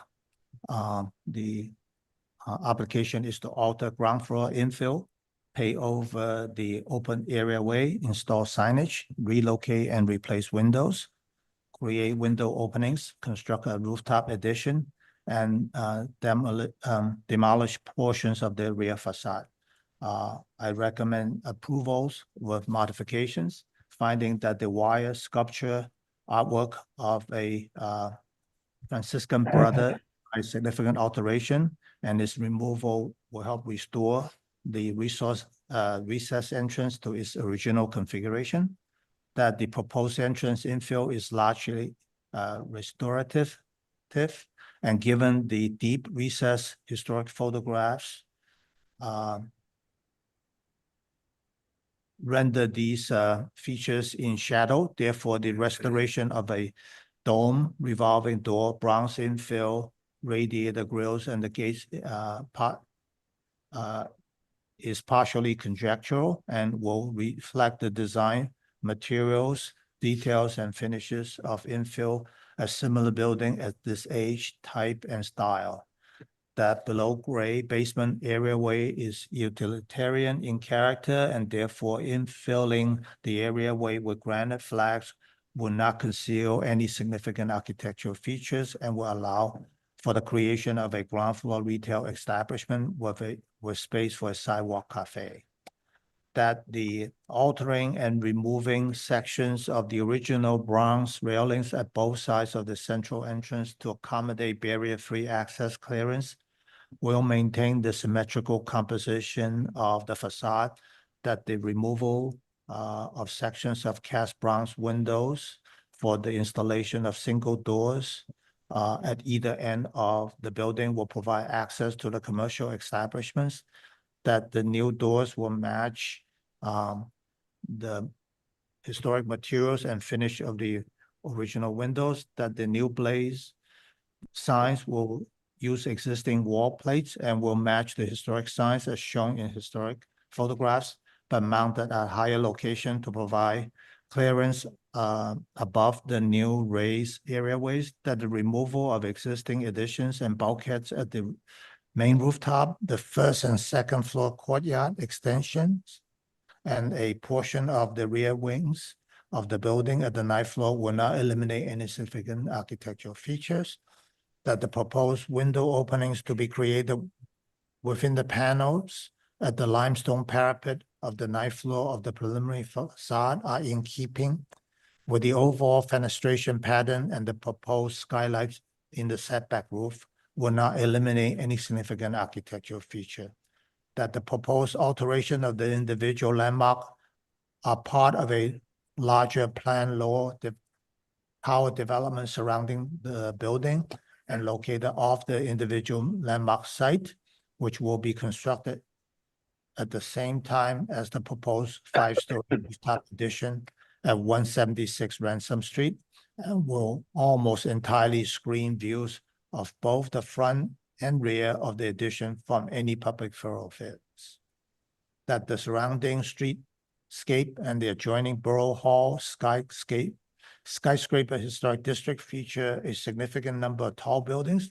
Therefore, the scale and presence of a multi-story addition is consistent with the streetscape context, and that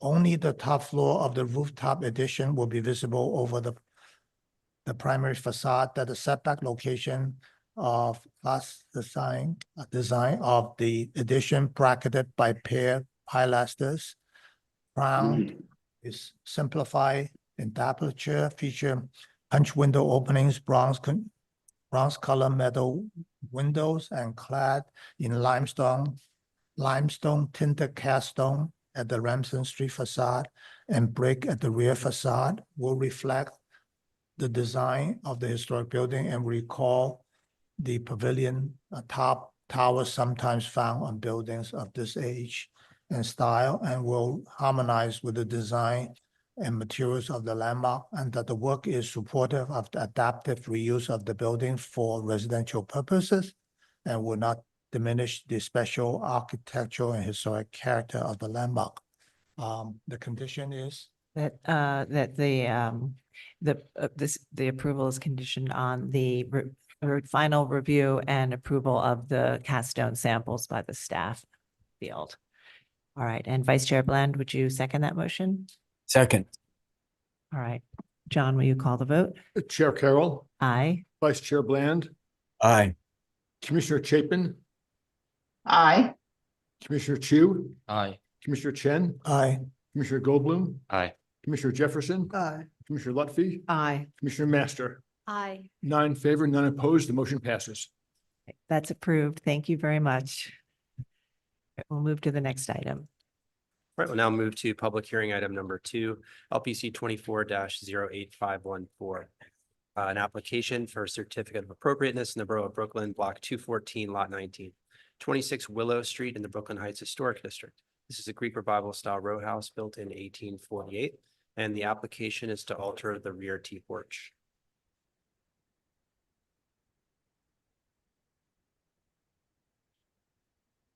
Good morning, Commissioners. Dana Ledowitz, Preservation Staff. The item before you today is for 26 Willow Street, located on the west side of the street between Middaw and Cranberry Streets in the Brooklyn Heights Historic District. Here's a map showing the location of the building within the Brooklyn Heights Historic District. And you can see on the right, there is currently staff level restorative work taking place at the primary facade. I'll be walking you through the details of the proposal, which is to enclose a portion of the second floor T-porch at the partially visible rear facade. Here is the existing rear facade as shown in a photo and elevation drawing. The proposed scope is to remove the wood balustrade in the southern end bay at the second floor, remove a 6/9 double hung window at the existing rear facade, enclose the southern end bay of the porch in the same footprint as the first floor below, using the same material. Proposed work at the first floor and basement is being reviewed at staff level. Here we have a rendering of the proposed addition. The new expansion will be clad in wood, like at the first floor, and both first and second floors will be painted light yellow to match the adjacent masonry. Currently, the first floor of the T-porch is painted black. The black enframement and columns will contrast with the additions. Here are some context views showing the rear facade and adjacent building rear facades. The building is the southernmost in a row of 4 intact T-porches, some of which have previously been enclosed. Here we have some additional detail images. And here's historic images dating to around 1970. Bottom left photo is included in Charles Lockwood's Bricks and Brownstone, which was first published in 1972. And here is the visibility from the most visible location across the Harry Chapin Playground. And here you have the location of the proposed enclosure called out. Here is the rear facade as shown from an oblique angle from the north on Midoff Street. And here you can see the location of the proposed addition called out. And here is an axonometric rendering showing the proposed addition. And we have some floor plans and sections. You can see the footprint, which is trapezoidal, will be echoed from the first floor. And here's existing and proposed sections. Thank you, and the applicant is here to answer any additional questions. Thank you very much. Do we have any questions on this one? Yes, Commissioner Chu. The addition will be to match the existing one that's below, and it has a wood siding. It shows a vertical wood siding aesthetic. That's correct. That's correct. And the side is, what is that? Is And it the matching archi- that vertical? Architect, please come up and just state your name and you can answer the question. Hi, Zina Amer. Yes, it is the same on the side. So it'd be vertical, consistent on the rear and on the side. Correct. Okay, thank you. All right. Any other questions? All right, we're going to move to public testimony. We'll come back to you. Judy Stanton.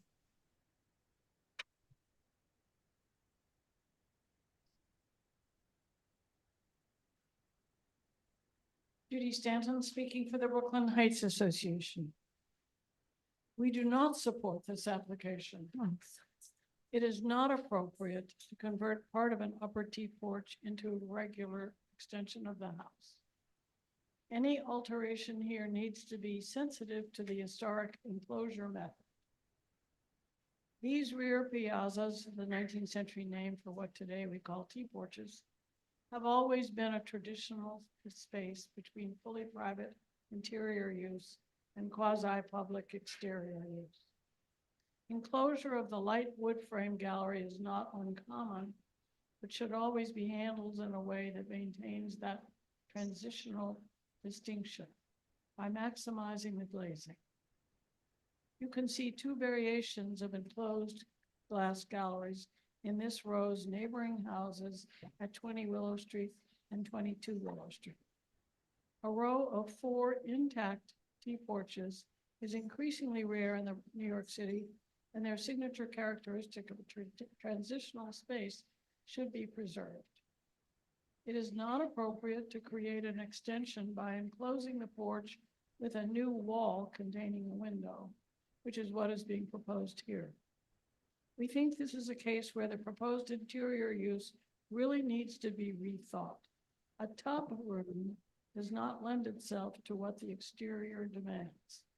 Rather, a less private space like a sitting room, reading nook, or library would be far more conducive to the typical highly glazed enclosure of a T-porch. It is not appropriate to mimic the house's existing parlor floor enclosure. Lower galleries often have an enclosed vestibule for a stair down to the garden. There is no logic for the upper gallery to match. If the railing is believed to be an original feature, then its full width should be preserved in any proposal. We're also concerned that any structural design necessary to support a tub will look inherently bulky compared to the rest of the T-porch and may possibly lose a significant amount of original fabric. The presentation does not include enough section detail to evaluate the profile of any proposed enclosure relative to the plane of the existing porch. Thank you. Thank you. Is there anyone else in the room who would like to speak on this item? Noting that there isn't, I will turn it over to Gregory Kala to see if we have any remote participants. Thank you, Chair Carroll. I do not see any remote participants with their hands raised. So I will note for the record that Brooklyn Community Board 2 recommends approval, but notes that the board was not unanimous in the recommendation that the railing on the second floor extension carry across. And I'll bring it back to you, Chair Carroll. Okay, so that there was a section of the community board that wanted the railing to extend in front of the window info? Yes, Okay, but ultimately they approved it. yes. Okay. Would you like to respond to the comments we've heard?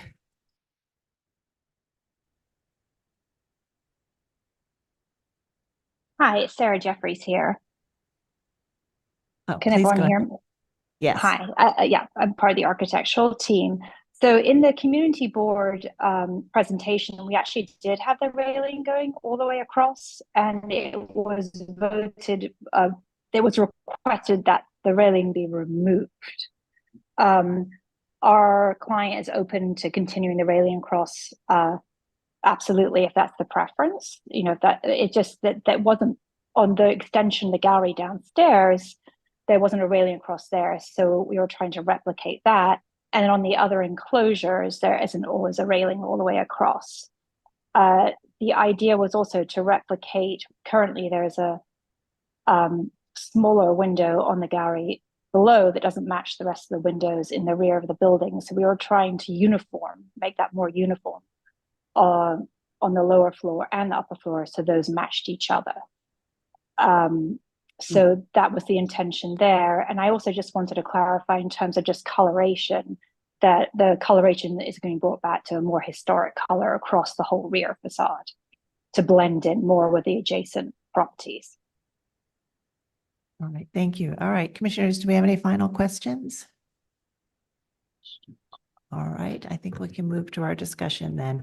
Commissioner Jefferson, would you make a motion to close the hearing? So moved. Thank you. Commissioner Goldblum, would you second that motion? All in favor, say aye. Aye. Aye. Any opposed?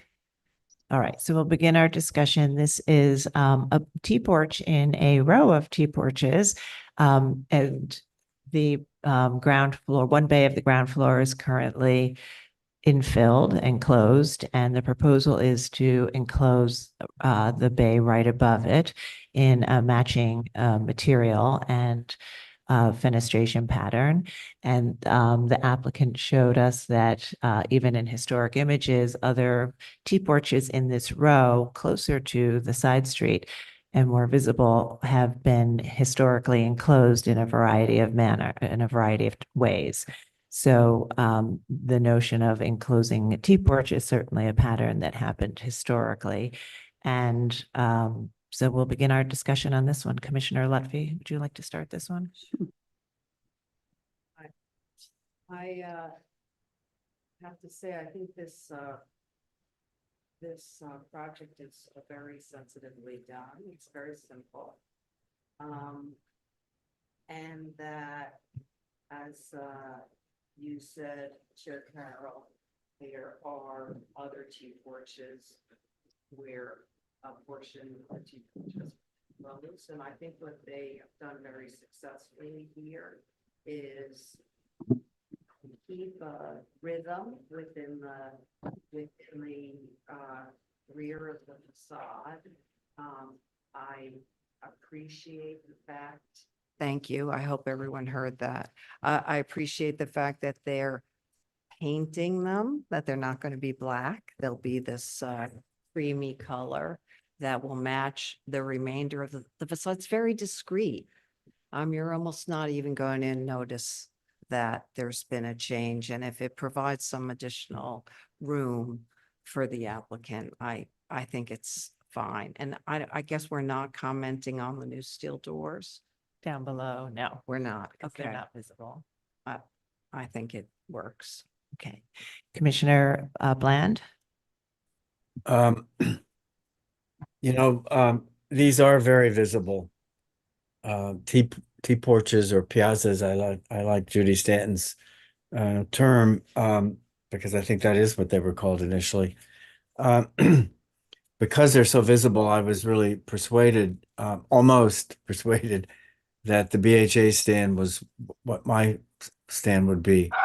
But I think the fact that this row, which is again, it's quite visible both from the park as well as from the side street, that there have been infill over the years, and this is a very subtle infill, and it's recreating what has already been infilled right below it.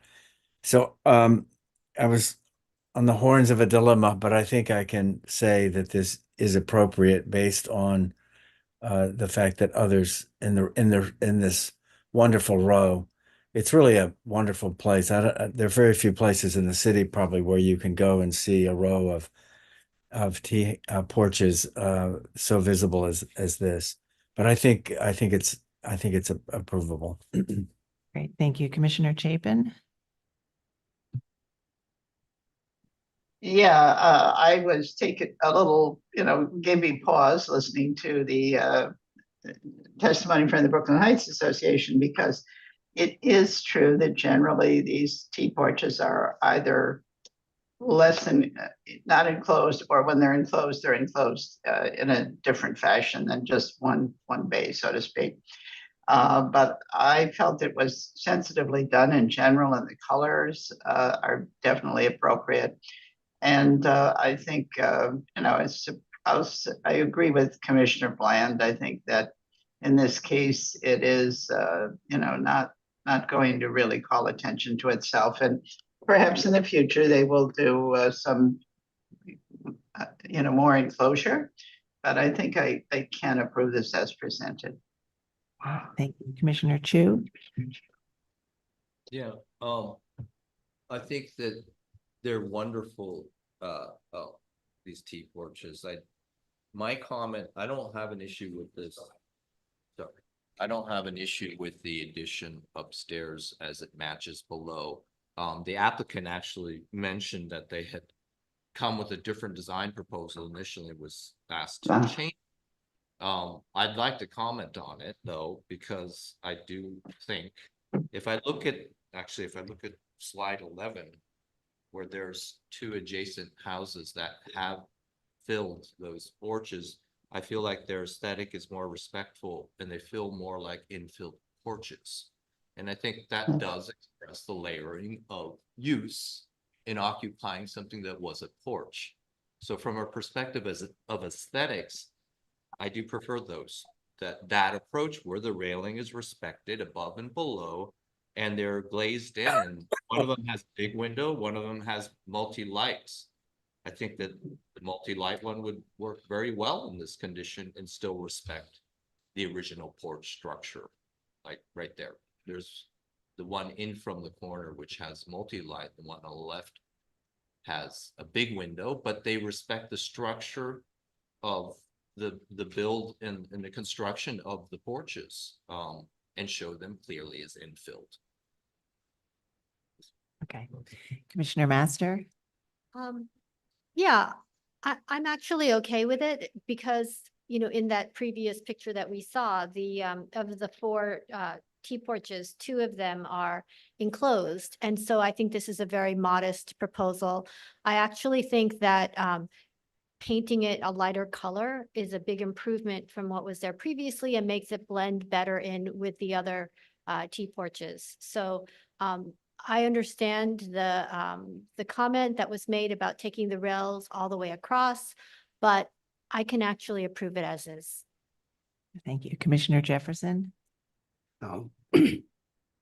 Obviously, there are four of these buildings with these T porches, and they're beautiful. And three of them are filled in. And one of them, they're cutting a piece of it out. And it was really difficult for me to make a decision because uniformity is what we want to see. But okay, I can accept it. I can approve. Okay. Others are fully enclosed, but it's okay as a discrete enclosure. Commissioner Goldblum? I think it's appropriate. I think that the 4 townhouses each vary a little bit in how they've infilled it. Each one taking a different take on the piazzas, and I think this is an example of a yet another approach that still, allows for the reading of the original T-porch. I think that the idea that Judy Stanton's idea is correct. It would be better, and Stevens is as well. It would definitely be better, but I don't think that's my standard in this case. I think this would be appropriate as is, though I would encourage them to explore it. I think it would be a better approach. Commissioner Chen? Yeah, I share the same sentiment as Commissioner Chu and Goldblum. Okay, so I think we can move then to support this as presented. We can, if you're interested in having the railing go across, that's something that it seems like there'd be some support for. But in terms of finding it appropriate today, I think we have a consensus to move ahead with it. So we'll make the motion. Thank you, Commissioner Lutfi. In the matter of docket 24-084514, 26 Willow Street, Brooklyn Heights Historic District, a Greek revival style row house built in 1848. The application is to alter the rear T-porch.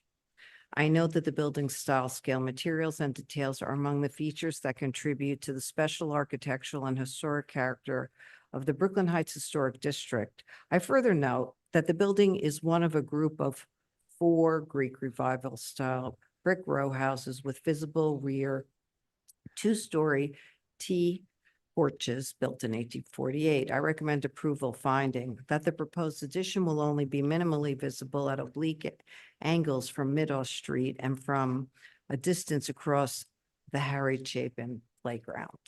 That the proposed work will remove only a portion of the second floor balustrade, thereby maintaining its appearance as an open air T-porch.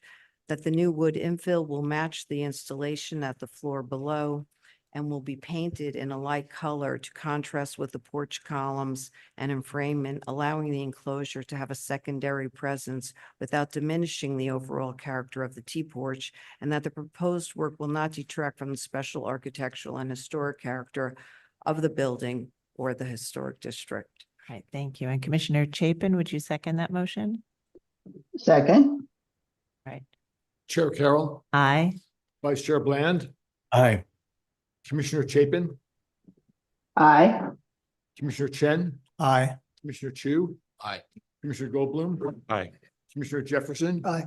Commissioner Lutfi, Commissioner Master. Aye. 9 in favor, none opposed, the motion passes. That's approved. Thank you. And we'll move to the next item. Right, next item is public hearing item number 3, LPC 23-02819. This is an application for a binding report. It's in the Borough of Queens, Block 1281, Lot 48. 3551 81st Street in the Jackson Heights Historic District.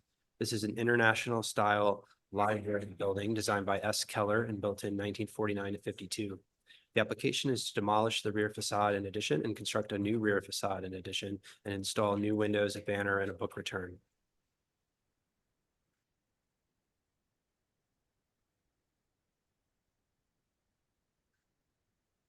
Good morning. Good morning, everyone. I'm Martha Matthew. I am with the Queens Public Library. I am project manager on Jackson Heights Library renovation. And I'm here with Dan Hemmendinger and Joseph Lepeak. Joseph Lepeak is from DDC. Dan Hemmendinger is from AWA, and Dan will do the presentation. Thank you.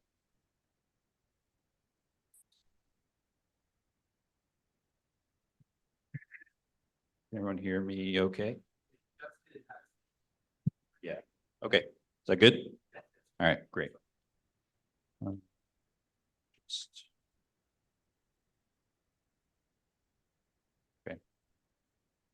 Cool. Hi, everyone. Thanks for your time this morning, almost afternoon. My name's Dan Hemmendinger. I'm a project manager at Allied Works. Today I'll be sharing our design proposal for restoration work and improvements to Jackson Heights Library in Queens. Just kind of one little anecdote before I kick off. Basically, within the Queens Public Library system, the Jackson Heights branch is ranked 5th in terms of book circulation and 3rd in terms of visitors annually, but it's only the 8th largest in the library system. So what we're proposing is an expansion onto the back of the library in the place of an extant addition that was put on in the 70s that I'll talk more about, adding 3,000 square feet. So Jackson Heights branch is located on 81st Street, just off of 37th Avenue. You can see it highlighted here in the dark gray. And then what I've also highlighted on this slide within the district boundary in light green or maybe yellow here are the cooperatively owned kind of shared rear yards, which are a defining aspect of this district. And our design proposal kind of draws inspiration from that aspect of the district. And I'll talk more about that. Oh, wow. Sorry. I can get quite louder here. So the Jackson Heights branch was designed by Simeon Heller and completed in 1953. It's primarily a limestone clad building with a granite water table detail on the southern portion. And then the kind of entry storefront, the mullions and the spandrels and a lot of the decorative signage and detailing are all in aluminum, as you can see in this photograph and also in this elevation. I think maybe you can kind of get a sense from the elevation view that the library itself is sort of a mix of styles. On the left, which is the northern portion of the library, it's more of an international style influence building. Whereas on the south or the right, with this kind of projected portal entry and this gridded aperture and the signage and the ornamental metal detailing, which does continue over the north, these are more Art Deco influenced. And so it's kind of the building is a bit of as a 1953 building, a mix of things from different times, I think. In 1970, as I mentioned, there was an addition, single-story addition that was put on the back. And then in 1990, a elevator was added onto the front. So you can kind of see right just to the north of the entry portal, there's a slight difference in color. That's a cast stone addition of like an elevator hoistway to kind of mimic the design detailing of this these gridded apertures, but in a false way. So we're proposing to restore the existing metalwork, all of the signage and the decorative railings, replace and repair deteriorated limestone, of which there is a lot. We're going to be replacing the cast stone of that elevator hoistway with limestone to make the whole thing match more. And then we're going to also obviously be removing various non-historic elements and appurtenances and things like that. And then, as you can see here, there's some added paint, kind of anti-graffiti paint that had been put on. And I think that the intent is to also remove that. We are also going to be, sorry to be jumping here. We're going to be removing off of the roof here, the stair bulkhead and this boiler flue. And then we're going to be adding bulkheads for a new stair, a new exit enclosure on the north side, as well as an elevator bulkhead and a roof pop-up in the kind of further back. And last spring in April, we had done mock-ups of this work, and I think at that time it was deemed minimally visible. So we won't be going into that in too much detail here. And then we're also going to be replacing the existing windows, and I'll talk about that a little bit more in more detail in a sec. In terms of street frontage, we're obviously replacing the sidewalk as part of this project, but also enlarging tree pits. There's an existing memorial garden that we're going to be maintaining the footprint of and kind of replicating in its place. We also are introducing a new kind of accessible exit discharge, so we have two accessible means of egress coming out of the the front face of the library out of an existing door that exists right there, I should say. And then we are going to be introducing a new book return right here at this short return wall that faces north. And then it should be called out, but we're also going to be adding this banner signage at the very southern edge of the facade. So this is a view of the sidewalk. You're looking at the kind of terminal unit of the book return apparatus in the library. It was previously located in the sort of lower light of that window, or it's currently located in the lower light of that window. And so we're proposing to relocate it because we think it's more in the spirit of the original design intent to have the window wall unobstructed. In addition, you can also see the banner signage in the background there. Basically, the sort of flagpole mount for this banner is a QPL standard. So we're just proposing to make use of it. We actually think it's quite sympathetic with the flagpole that we have over the main entry to the library. And we're just proposing that it be brushed aluminum to match the all of the brushed aluminum that kind of makes up the metalwork of the existing facade. So as I was mentioning before, we're going to be replacing, we're proposing to replace the existing windows, which are single pane glazing, and have I've kind of called out the different types on here. So there's sort of 5 on the street facade. Of these, A, B, C, and E all contain operable elements. And we're proposing to replace them with fixed glazing. So just to kind of zoom in on some of the types here, this is a kind of type, what we're just calling a type A unit. It has a kind of large fixed center light, and then a awning on the top, and then a hopper on the bottom. And so, as I said, the goal is to replace that, with all fixed glazing. The reasons for that are a mix of acoustics. This library is next to a charter school, so there's a lot of bus traffic.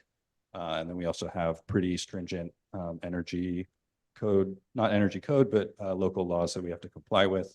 And that's driving energy performance benchmarks that are really stringent to comply with. But just to kind of look at some of the details here, we worked with WASA, a manufacturer, to find profiles that are really close to the kind of elevational dimensions of the existing units. And then we also feel that we're going to be able to achieve the kind of setback from the stone face. So, as much as possible to approximate what is there currently. These are the kind of intermediate horizontal mullions. We've opted to have both of the intermediate horizontals be the same 3 3/4 inch dimension. The existing, that's the dimension of the kind of lower horizontal, and then the upper is a bit taller. I think it's a little less than 4.5. So about a 3/4 difference. That might have been, kind of 1950s technological limitation to not have those be the same. So we're just kind of proposing to go with the bottom mullion. And then this is the kind of intermediate jam detail. This is the detail for types A and B, and then C and D are very similar, but with just a slightly more less square post. So just to kind of summarize the glazing diminution from existing to proposed, we're actually able to marginally increase the glazing area, but just within like 1%. So that's happening kind of in the difference in dimension of the top intermediate mullion, as I was mentioning. But we're actually quite close in terms of glazing rate overall.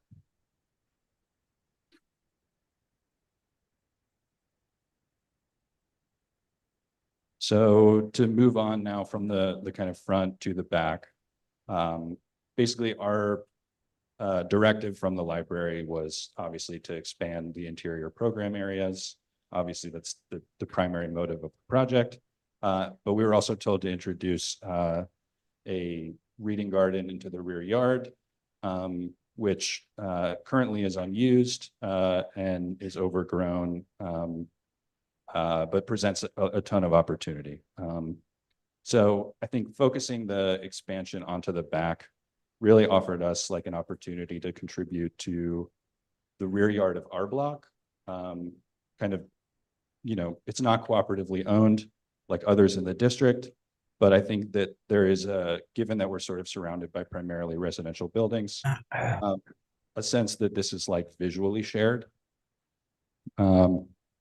So as you can see, all of the multifamily residential buildings, as well as the charter school to the south, all of these buildings present are finished in brick, and this is the view out of the back of the library. And I think the point I want to make is that it sort of produces like a room of brick. You know, we're sort of bounded on all sides by it. And while the existing library is a brick as well, given that we're sort of creating this new outdoor space accessible through the library, we wanted the library to distinguish itself as different, but be complementary.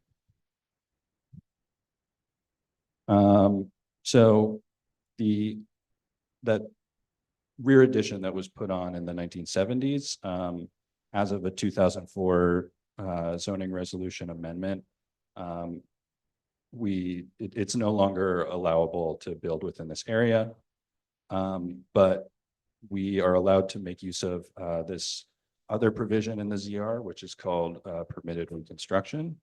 So in red, you are seeing basically the kind of profile of the existing library's addition, whereas in the kind of thick black line, you're seeing our proposed. And so we're allowed to rebuild within this kind of existing bulk, but we're not making use of all of it.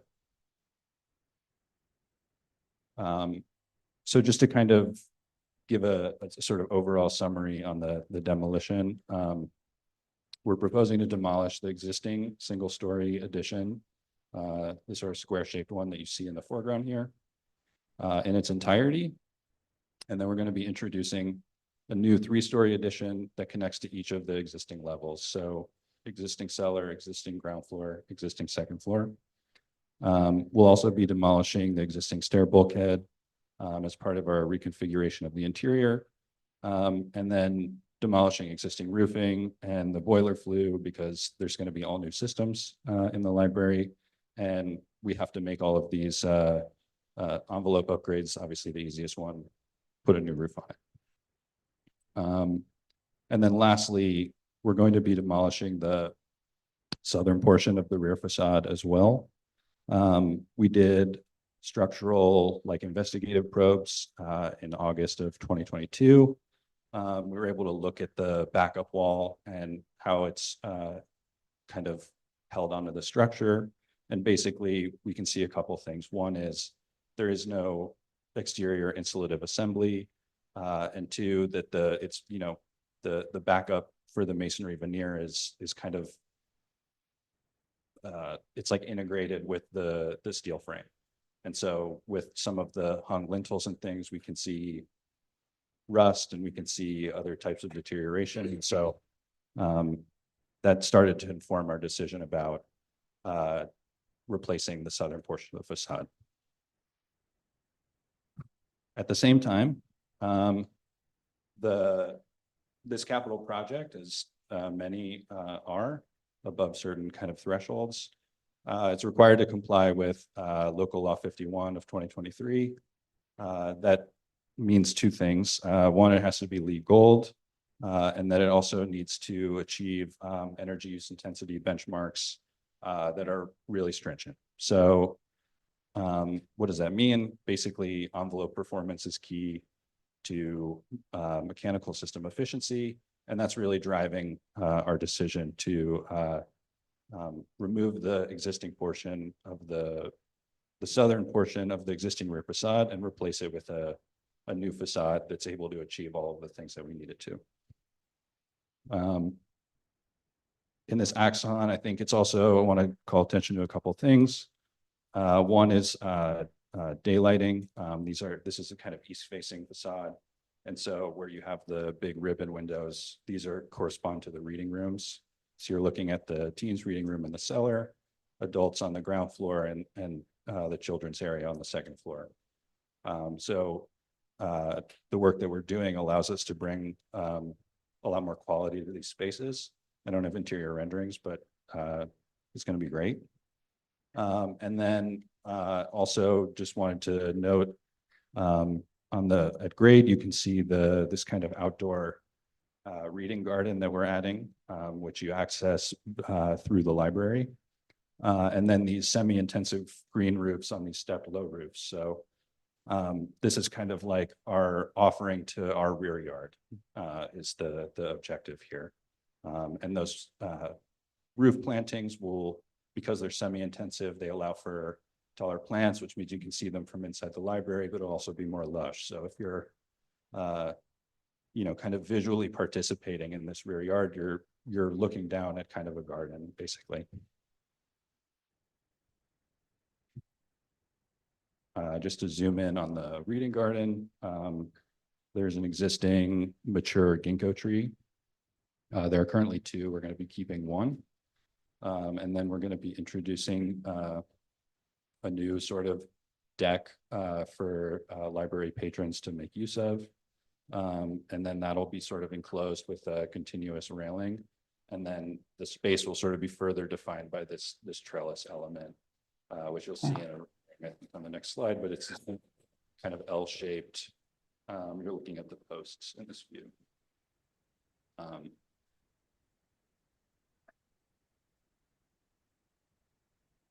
So yes, I mean, this is a pretty hemmed in little space. So I think that this visualization it's not a false view, but it's sort of, set into the neighboring property a bit to try to give you a sense of what this is going to be.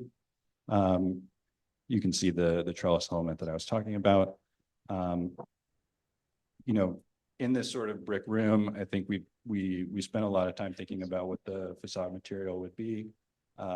We ultimately kind of landed on a metal panel and metal fin approach, and then looked at dozens of potential options. But we kind of felt that a bronze-like metal would be most appropriate and kind of help to reframe the room around the library, the sort of brick room of the rear yard. And so I guess I just want to talk about something else first. What you kind of see in the elevation view is this 3-foot 4-inch module that we've carried across the whole facade. Basically, on the northern portion, which is to the right, that's corresponding with the ribbon windows that are on the street facade. And so what we're trying to do is carry through some of the original design intent of the library, which is, I think, about this sort of view through to the back from the street. On the kind of southern portion or the left, there isn't or wasn't originally a correspondence between the street side and the rear elevation. There was a kind of existing ribbon window on the back to, I think, match what was happening also on the back to the north. But because there wasn't that correspondence, and because of like very specific programmatic things that we were trying to accommodate, we've opted for this more of like a kind of punched aesthetic where we carry the module or the 3-foot 4 module all the way across, but then make use of it in a different way from what's happening to the north. And then lastly, what we landed on in terms of materials was kind of Duranar coated aluminum, which is called Lexus Bronze. We really like the color. We don't like the name very much. And then just to kind of supplement that, on the lot line to the north, we're proposing a sort of neutral gray ephes finish. And that's also the finish on the bulkheads on the roof. And then our glass is just a slightly, a pretty standard 1-inch ITU, but with a slightly better performance metric. And that's it. Thank you. Thank you very much. All right, commissioners, do we have any questions? Right. Okay, not seeing any questions. We'll move to public testimony. We may have questions after that. Right. Is there anyone in the room who would like to speak on this item? Noting that there isn't, I will turn it over to Gregory Collin to see if we have any remote participants. Thank you, Chair Carroll. We have one remote participant with their hand raised, that being Lucy Levine from the Historic Districts Council. Lucy Levine, I'm promoting you to panelist right now. Please unmute your line and state your name for the record. You'll have 3 minutes to speak. Thank you. Commissioners, my name is Lucy Levine. I'm speaking on behalf of the Historic Districts Council. HDC is happy to support this proposal. We know that the city's libraries have been fighting hard against ever more draconian budget cuts. We support libraries as anchors of our communities, and we're inspired to see this investment in the Jackson Heights Library. We thank the library for this lovely proposal and look forward to it being completed. Thank you. Thank you so much for your testimony. I do not see any additional hands raised, so I will note for the record that Queens Community Board 3 recommends approval. And with that, I'll bring it back to you, Chair Carroll. Okay, well, that's an achievement. So you have all supportive testimony, so congratulations. Commissioners, do we have any final questions before we move to our discussion? Yes, Commissioner Jefferson. I have a question about your garden. You have columns. Yeah. And then you have this fence, and what's the idea there? Just wondering what you guys are thinking. Sure.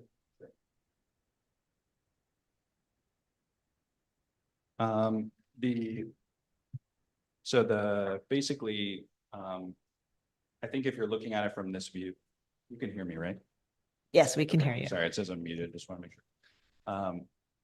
If you're looking at it from this view, maybe it doesn't make a ton of sense, but I think when you're inside the library looking back out, and I'm sorry that we don't have a view of that in this presentation, it's about kind of helping to define the kind of zone that's being occupied. So the deck being fully enclosed is one thing, but I think it helps sort of define the space of being outside. And this was developed with our landscape architect. And it was a kind of early intuition, and we feel really strongly about it, that it really helps define that space. Thank you. And again, this is a view that is actually as if you were in the building. I mean, it's because the rear wall of the building behind you abuts your rear yard, right? So There is like a kind of areaway of the neighboring property, what is the kind of gray in the foreground here? And we have a kind of chain link. We have a chain link fence that's going to be running along our east lot line, just to kind of I think for security purposes, basically. But this is a sort of, I'll call it a false view. It's not false, but it's not a place that you would ever be and go see the library. You don't access the library this way or anything like that. okay, and so this rear yard is but hemmed in by other buildings and not part of a continuous green space. Right. Okay. Right. Yes, Commissioner Jefferson. One more question. You have a back and a front. The front is clearly one material. The back is another material. The reason for that, the back facade is a whole different material. Why the change from the volumetric? I think with respect to the back specifically, the raw material that we're working with back there is the kind of very direct context of all the neighboring buildings that kind of, I call it like a ring. They fill out guess last week it was being referred to as the donut. Our donut is all brick. And I think when we were looking at facade materials, that first idea was, well, let's continue the brushed aluminum back there. It's a little high tech looking, and it doesn't feel, even though that's the material of the street facade, it doesn't feel like it holds the donut, the room, quite like this bronze-like finish does. And this was something that we had a lot of samples of, and we kind of narrowed it down. We took them to the library. I actually have a sample with me today, and that's okay. But that, like, a decision was made based on the kind of realities of the back. And that's why it's different. Thank you very much. Okay, thank you. All right, if there are no other final questions, we'll move to close the hearing. Commissioner Master, would you make a motion to close the hearing? So moved. Thank you. Commissioner Lutfi, would you second that motion? Second. All in favor, say aye. Aye. Any Aye. opposed? Okay. All right, so the hearing is closed and we'll begin our discussion. We have at the front facade, the new book return and the new sign. And at the rear is really where the majority of the work is happening, and that is to upgrade and renovate the interior and exterior space. And that includes removing the existing rear walls and additions and constructing a new rear wall with a lower addition that enters into or projects into the rear yard that's the same depth as the existing higher addition. The space, as we've said, is completely enclosed by other buildings, but they are proposing a new material, a new plan for the green space that we'll be discussing. So Commissioner Goldblum, would you like to start this one? Okay, thank you.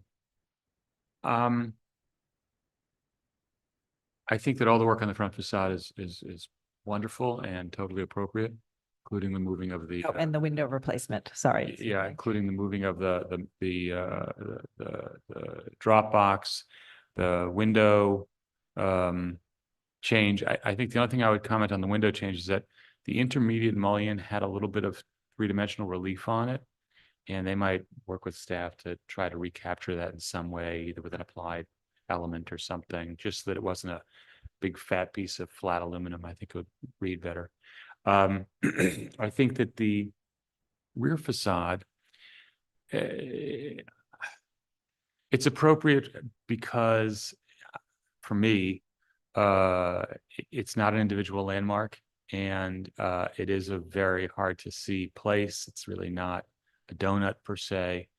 That said, I think that the existing building had a rear facade that bore a relationship to its front. It had a horizontal orientation. It had a tripartite window. It had a series of articulations that rendered it an appropriate back facade for its front facade. And I think that the choice here to chuck that entirely is unfortunate. I think it was the wrong choice, but I don't think it renders it inappropriate, even though I disagree with it. I think it can be done here, but I think it was the wrong choice. Okay, thank you. Commissioner Chapin. Oh, Commissioner Chapin seems to not be present. Commissioner Bland. I like this scheme. The library is not dissimilar to a library that was in Brooklyn Heights, which I admired. It was an early 60s building, not an early 50s building, but it had similar deco kind of qualities. And I was saddened when it was deemed to be part of a development site that included a 40-story building and a new library in the base of it. The new library is spectacular, I must admit. So this is not a parallel at all, but it's nonetheless, it's a library. And I think our libraries are somewhat being assaulted. And I think this is a really perfectly appropriate way to deal with this one. You know, I don't think that the back of a building needs to, particularly when it's in a streetscape, in a city urban scape like this, needs to be the same as the front of the building. There's a very famous building on the Yale campus, which fronts a street which is all Gothic, and the back of the building is Georgian, and people like Vincent Scully have applauded such a brilliant piece of architecture for years. So I think that unlike what Commissioner Goldblum just said, I think I don't find any fault with this, and I think it's actually quite handsome. Overall, therefore, I deem this appropriate. All right, thank you. And I'll just note for the record, Commissioner Chapin is recused on this item. Commissioner Chen? Yeah, it's interesting comment. I think, you know, I think this is a classic Queens Library of years past in the front. And I guess in the back where I guess when the applicant was making the response to Commissioner Jefferson's question was that I had the same question as well, which is, you know, if your neighbors are all brick, what do you do in this situation? And I tend to agree with Vice Chair Bland in this case. I think that you know, because it's non-visible technically in many different ways other than this donut in the back. And the truth in rendering obviously is this is not what it's going to look like, because there's a chain link fence running here and then more like the photograph that they show. And so I can find this appropriate. All right, thank you, Commissioner Lutfi.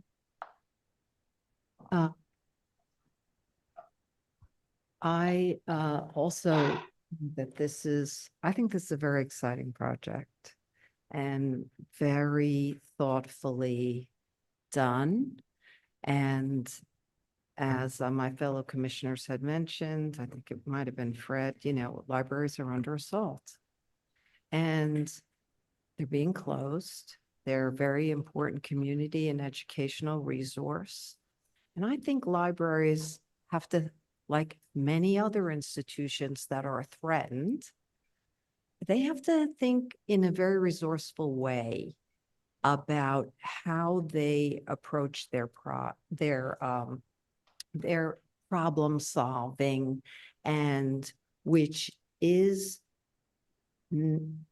all about making sure they're relevant and that they attract people to use them. And when I think about the work that's been done here, I think that with that goal in mind, and I don't want to speak for you, but I'm sure that's what it was. I think you have succeeded.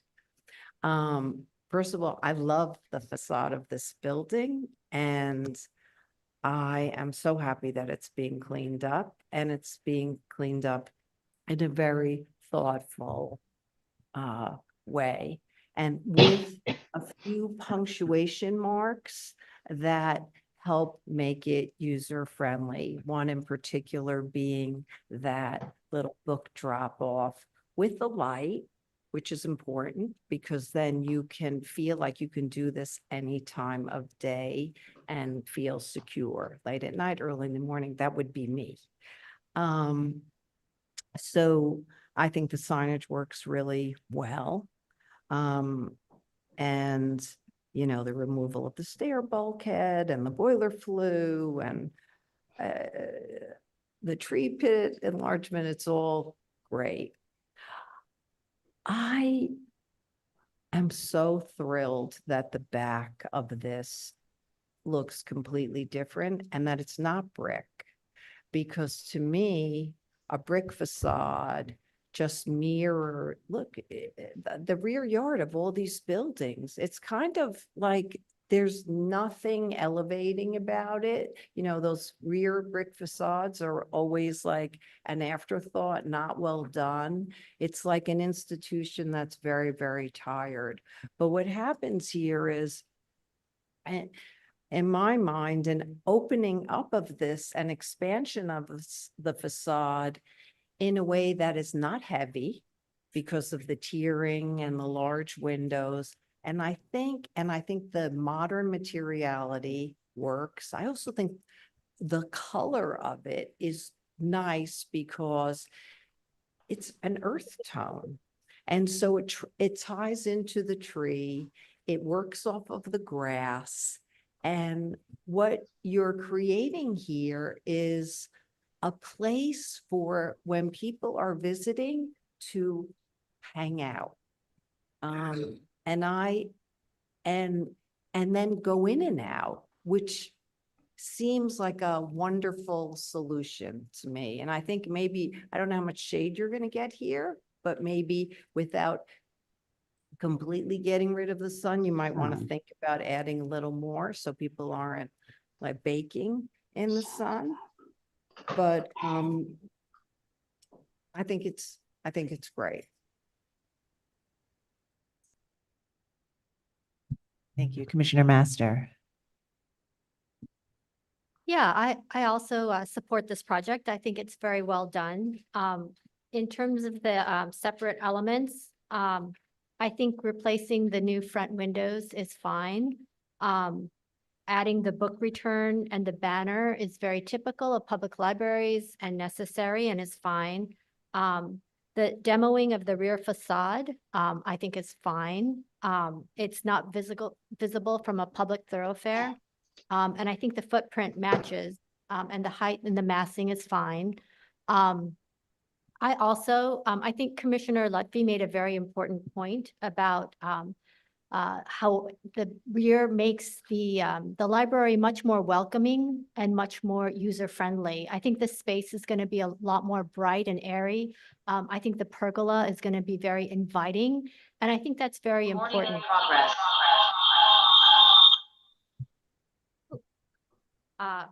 And I like, I think I'm getting feedback.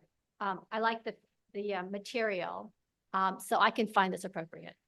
Okay. Commissioner Jefferson. It's interesting, a civic building with a formal front and an informal back. And the formal front, you know, it's has its power in it. It has, you know, install a new banner, which is important for the formal front, new flag, and new windows and all that.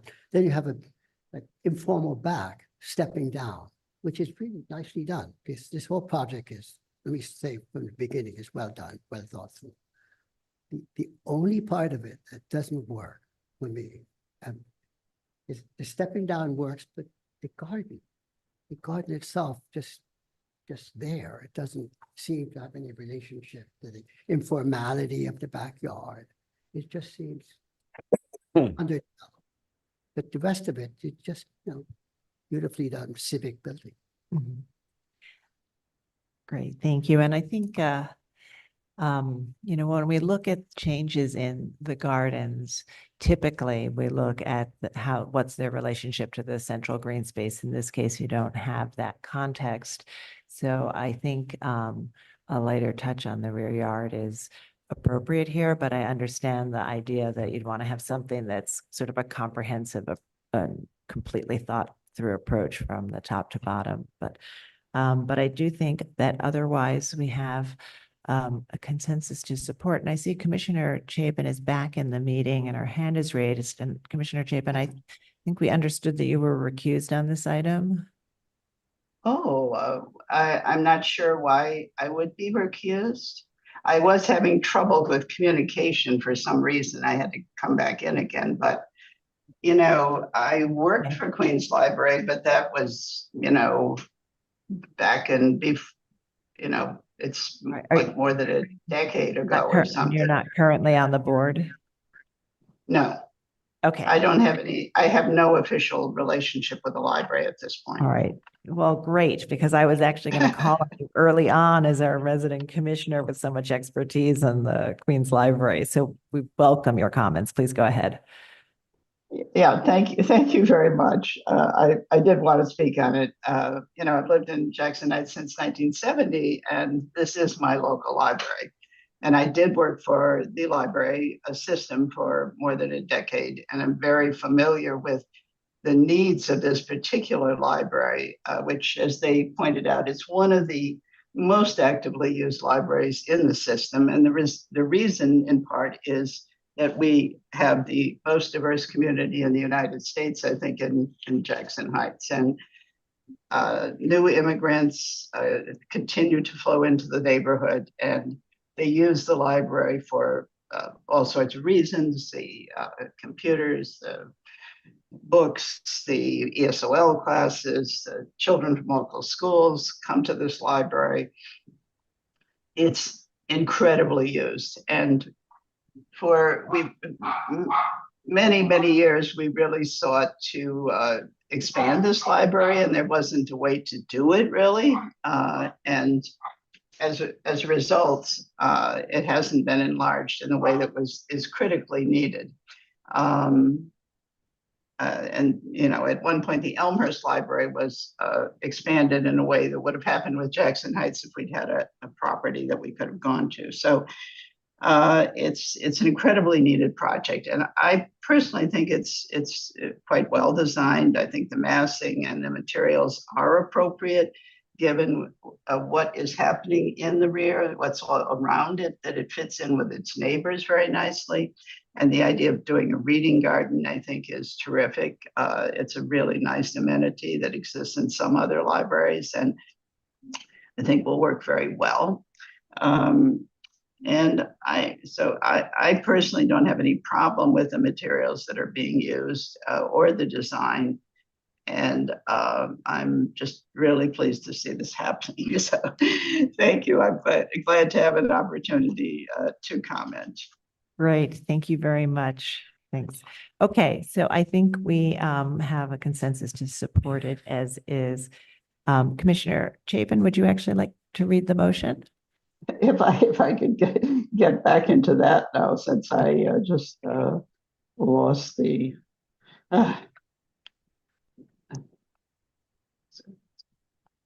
frustrating experience. Hold on a minute.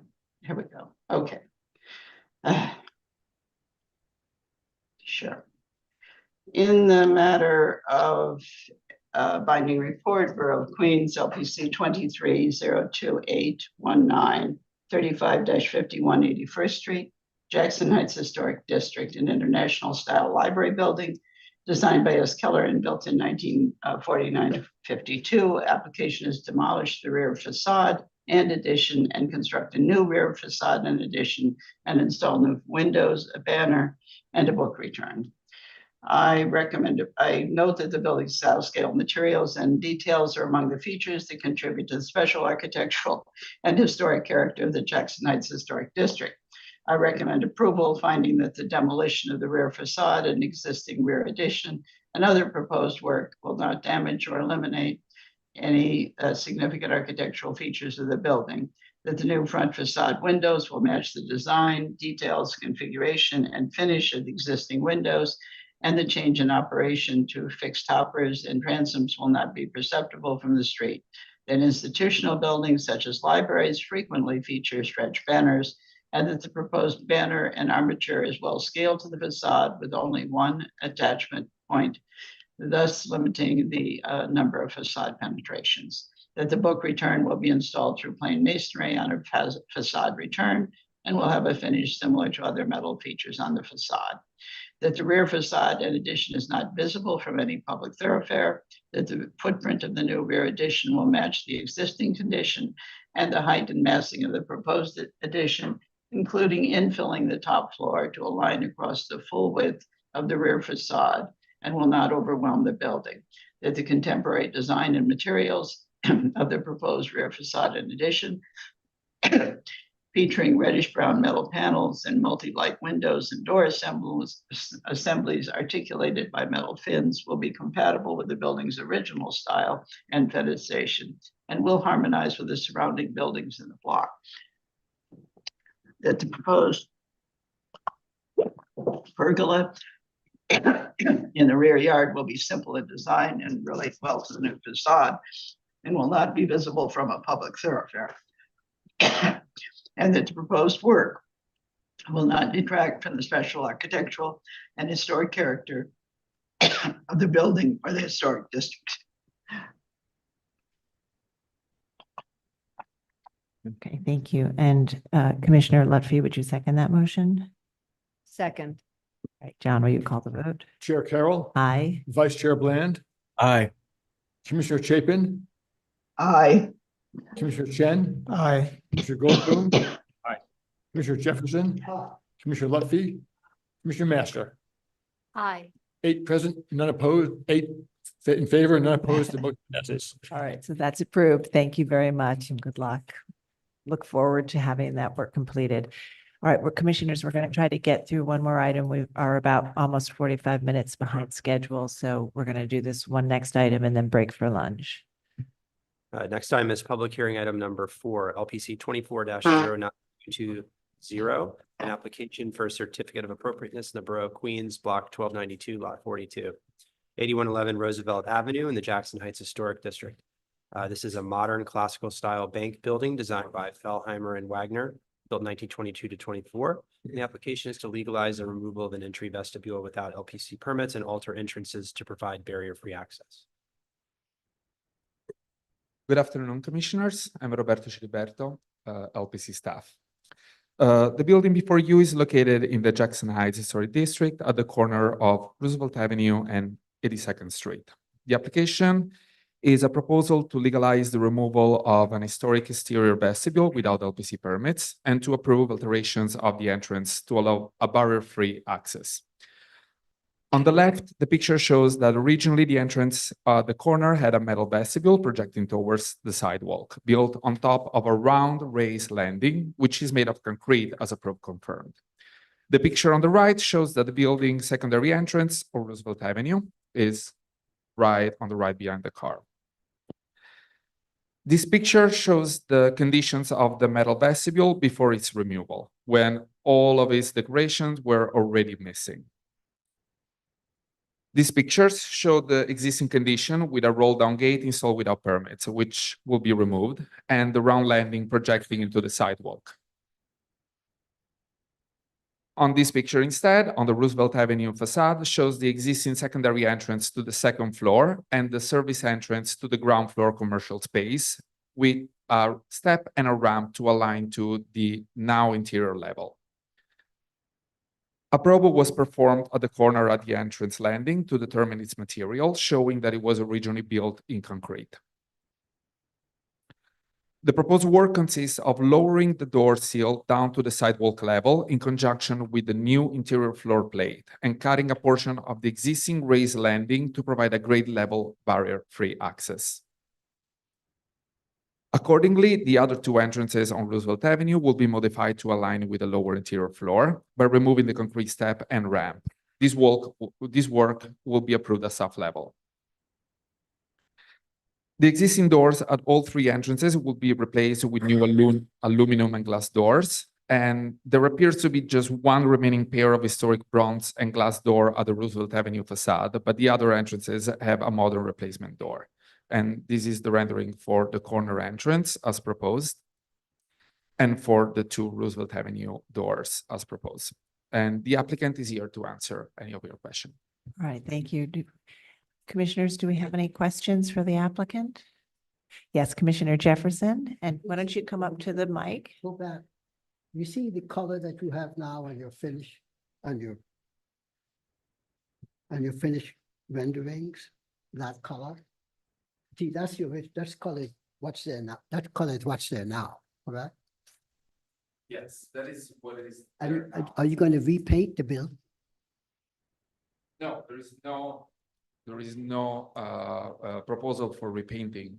So the image that you show finish is not the real image, right? So the applicants are proposing to install 3 sets of doors, and I believe the proposed doors would have a dark finish. And as that Roberto mentioned, there's 1 set of bronze doors that the applicants want to remove, but that does exist. So they are a bronze finish currently. So that would be a change in material and finish as proposed. And where are the bronze doors that exist right now? It's on the side, the sort of the side entrance, not the prominent front Okay, entrance, so under the sort of where projected. the ramp is. Okay. So there's currently 1 set of bronze doors, and the applicant is proposing 3 new sets of doors with a dark finish. Commissioner Goldblum, did you have a question? You done? Done. Okay. Do we know what those bronze doors looked like? Did they have detail? Were they all glass? Were they solid panels? Yeah, hi, Joe Cordo from HPC Architects. Currently, they're in that condition. They haven't been exposed with the coverings that are on them. We're looking to start construction, and those will be removed so we can kind of identify them a little bit better, and we'll work with staff on the detailing on how we need to replace those doors. Okay, thanks. So they're concealed with these panels. There are no historic photos that show them? Okay. All right. Just to be clear again, it's the ones on the left, to the left of the ramp. So it's Oh, single light bronze and glass doors with the transom, I think with typical to the left. detailing otherwise. Got it. Those were the original. And there was like a single light frame. Okay. Any other questions? All right, let's move to public testimony. And I'll note that there's no one in the room to speak on this item, so I'll turn it over to Gregory to see if we have any remote participants. Thank you, Chair Carroll. We have 1 remote participant with their hand raised for this item. That person being Christina Conroy from the Victorian Society, New York. Christina Conroy, I'm promoting you to panelist right now. Okay, and once you're a panel, please unmute your line and say your name for the record. You'll have 3 minutes to speak. Thank you. Am I there? Yes, we okay.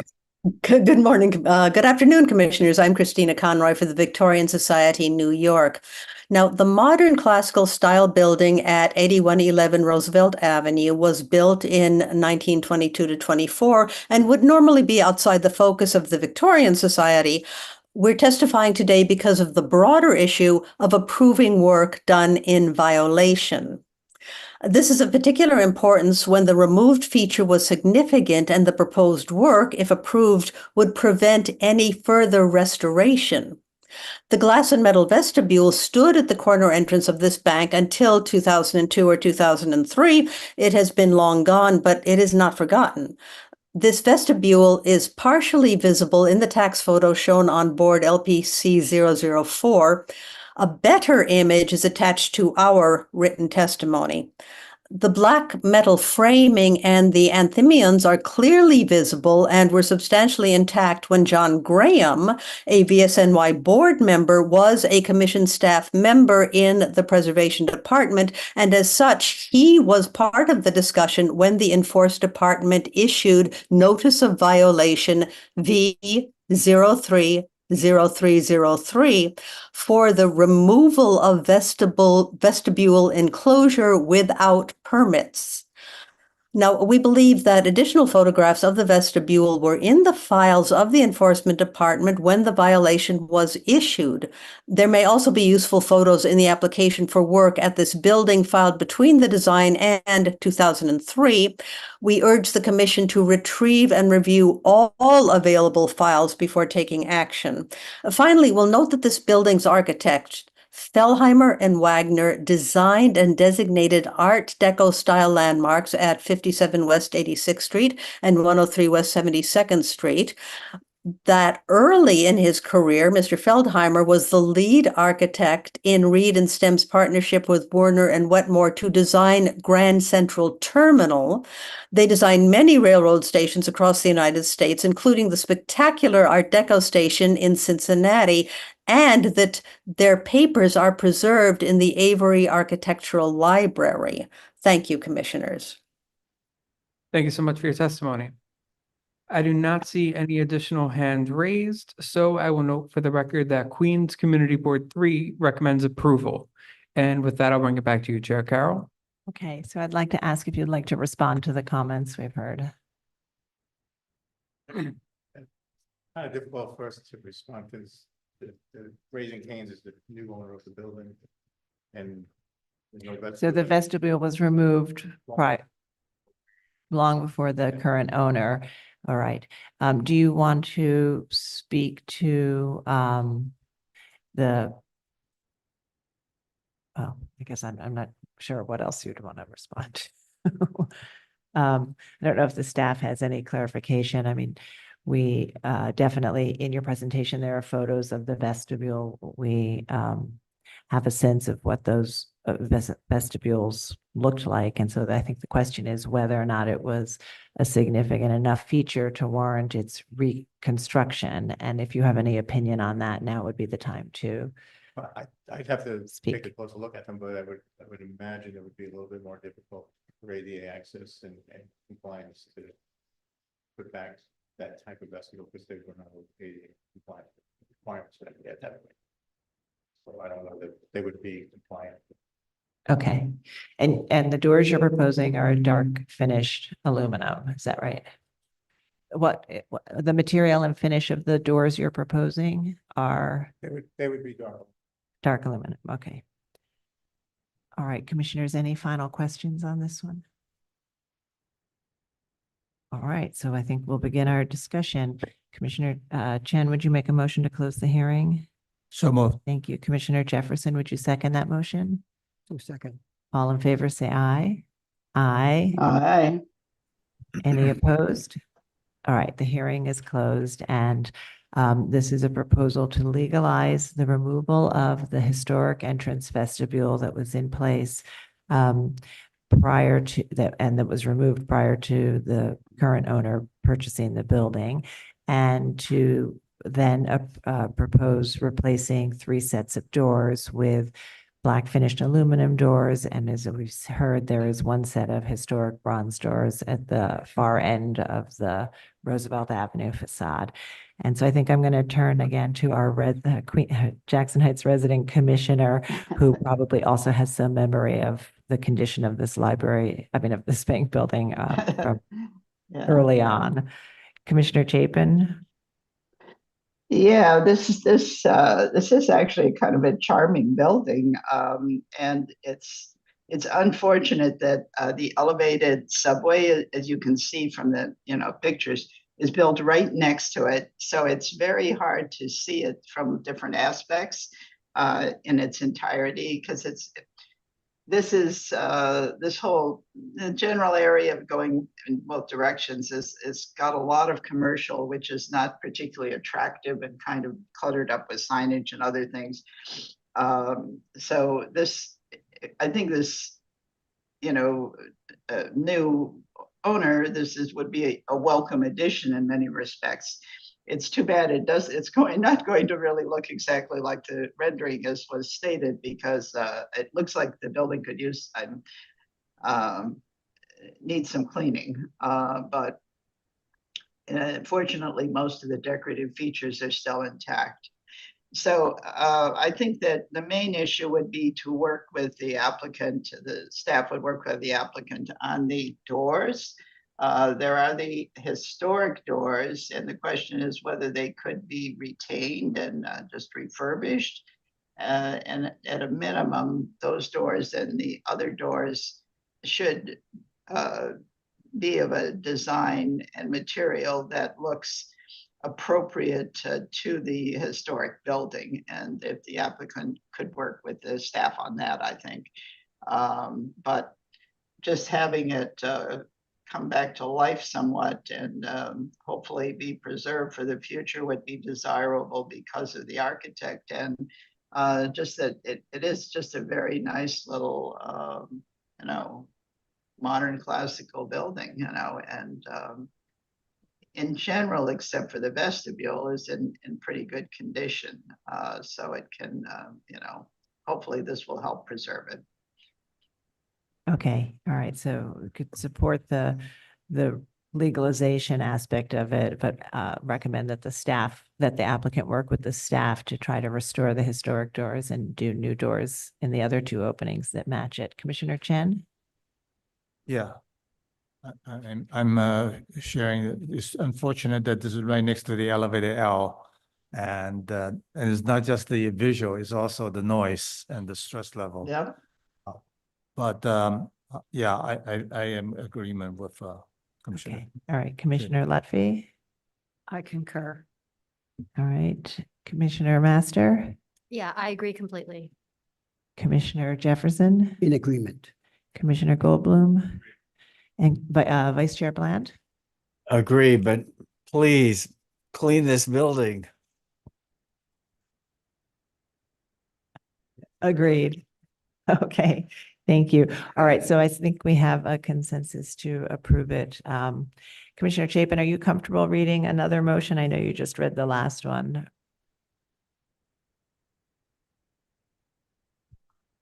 Let me see.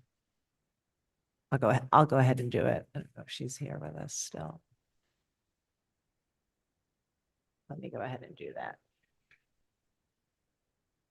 All right, in the matter of docket number LPC 24-09220, 81-11 Roosevelt Avenue in the Jackson Heights Historic District, a modern classical style bank building designed by Fellheimer and Wagner and built in 1922 to 24. This is an application to legalize the removal of an entry vestibule without Landmarks Preservation Commission permits and alter the entrances to provide barrier-free access. And I note that the building style, scale, materials, and details are among the features that contribute to the special architectural and historic character of the Jackson Heights Historic District. I recommend approval with modifications, finding that the metal vestibule was removed without Landmarks Preservation Commission permits, had been stripped of its decorative elements by the time of designation, retaining little to no original details and reading as an appendage to the masonry building. Therefore, its removal did not eliminate an intact significant architectural feature, that lowering the entry door and sill and interior floor plate and cutting the curved concrete step in a manner that forms a base for the columns will provide barrier-free access to the building in the least intrusive manner and will allow for the removal of the more intrusive sidewalk ramp along Roosevelt Avenue, and that the proposed work will not detract from the special architectural and historic character of the Jackson Heights Historic District. However, I recommend that the applicant work in conjunction with the staff to explore restoring the existing historic doors, the feasibility of restoring the existing historic doors, and to refine the design, materials, and details of the other doors to more closely reflect the historic doors throughout. All right, Commissioner Chen, would you second that motion? Second. Mark? Chair Carroll. Aye. Commissioner Bland. Aye. Commissioner Chapin. Aye. Commissioner Chen. Aye. Commissioner Goldblum. Aye. Commissioner Jefferson. Aye. Commissioner Lutfi. Aye. Commissioner Master. Aye. With 8 in favor, none opposed, the motion passes. All right. Thank you very much. All right, we're going to now break for lunch. We are, as I said, behind schedule, so we'll resume after lunch with public hearing item number 5, and we'll return at 10 after 1. So 1:10. We'll ask all members of the public to voluntarily exit the Zoom meeting at this time so that you don't have technical difficulties should you wish to return. And commissioners, you just need to turn your audio and video off. And we'll see everybody at 1:10. Thank you.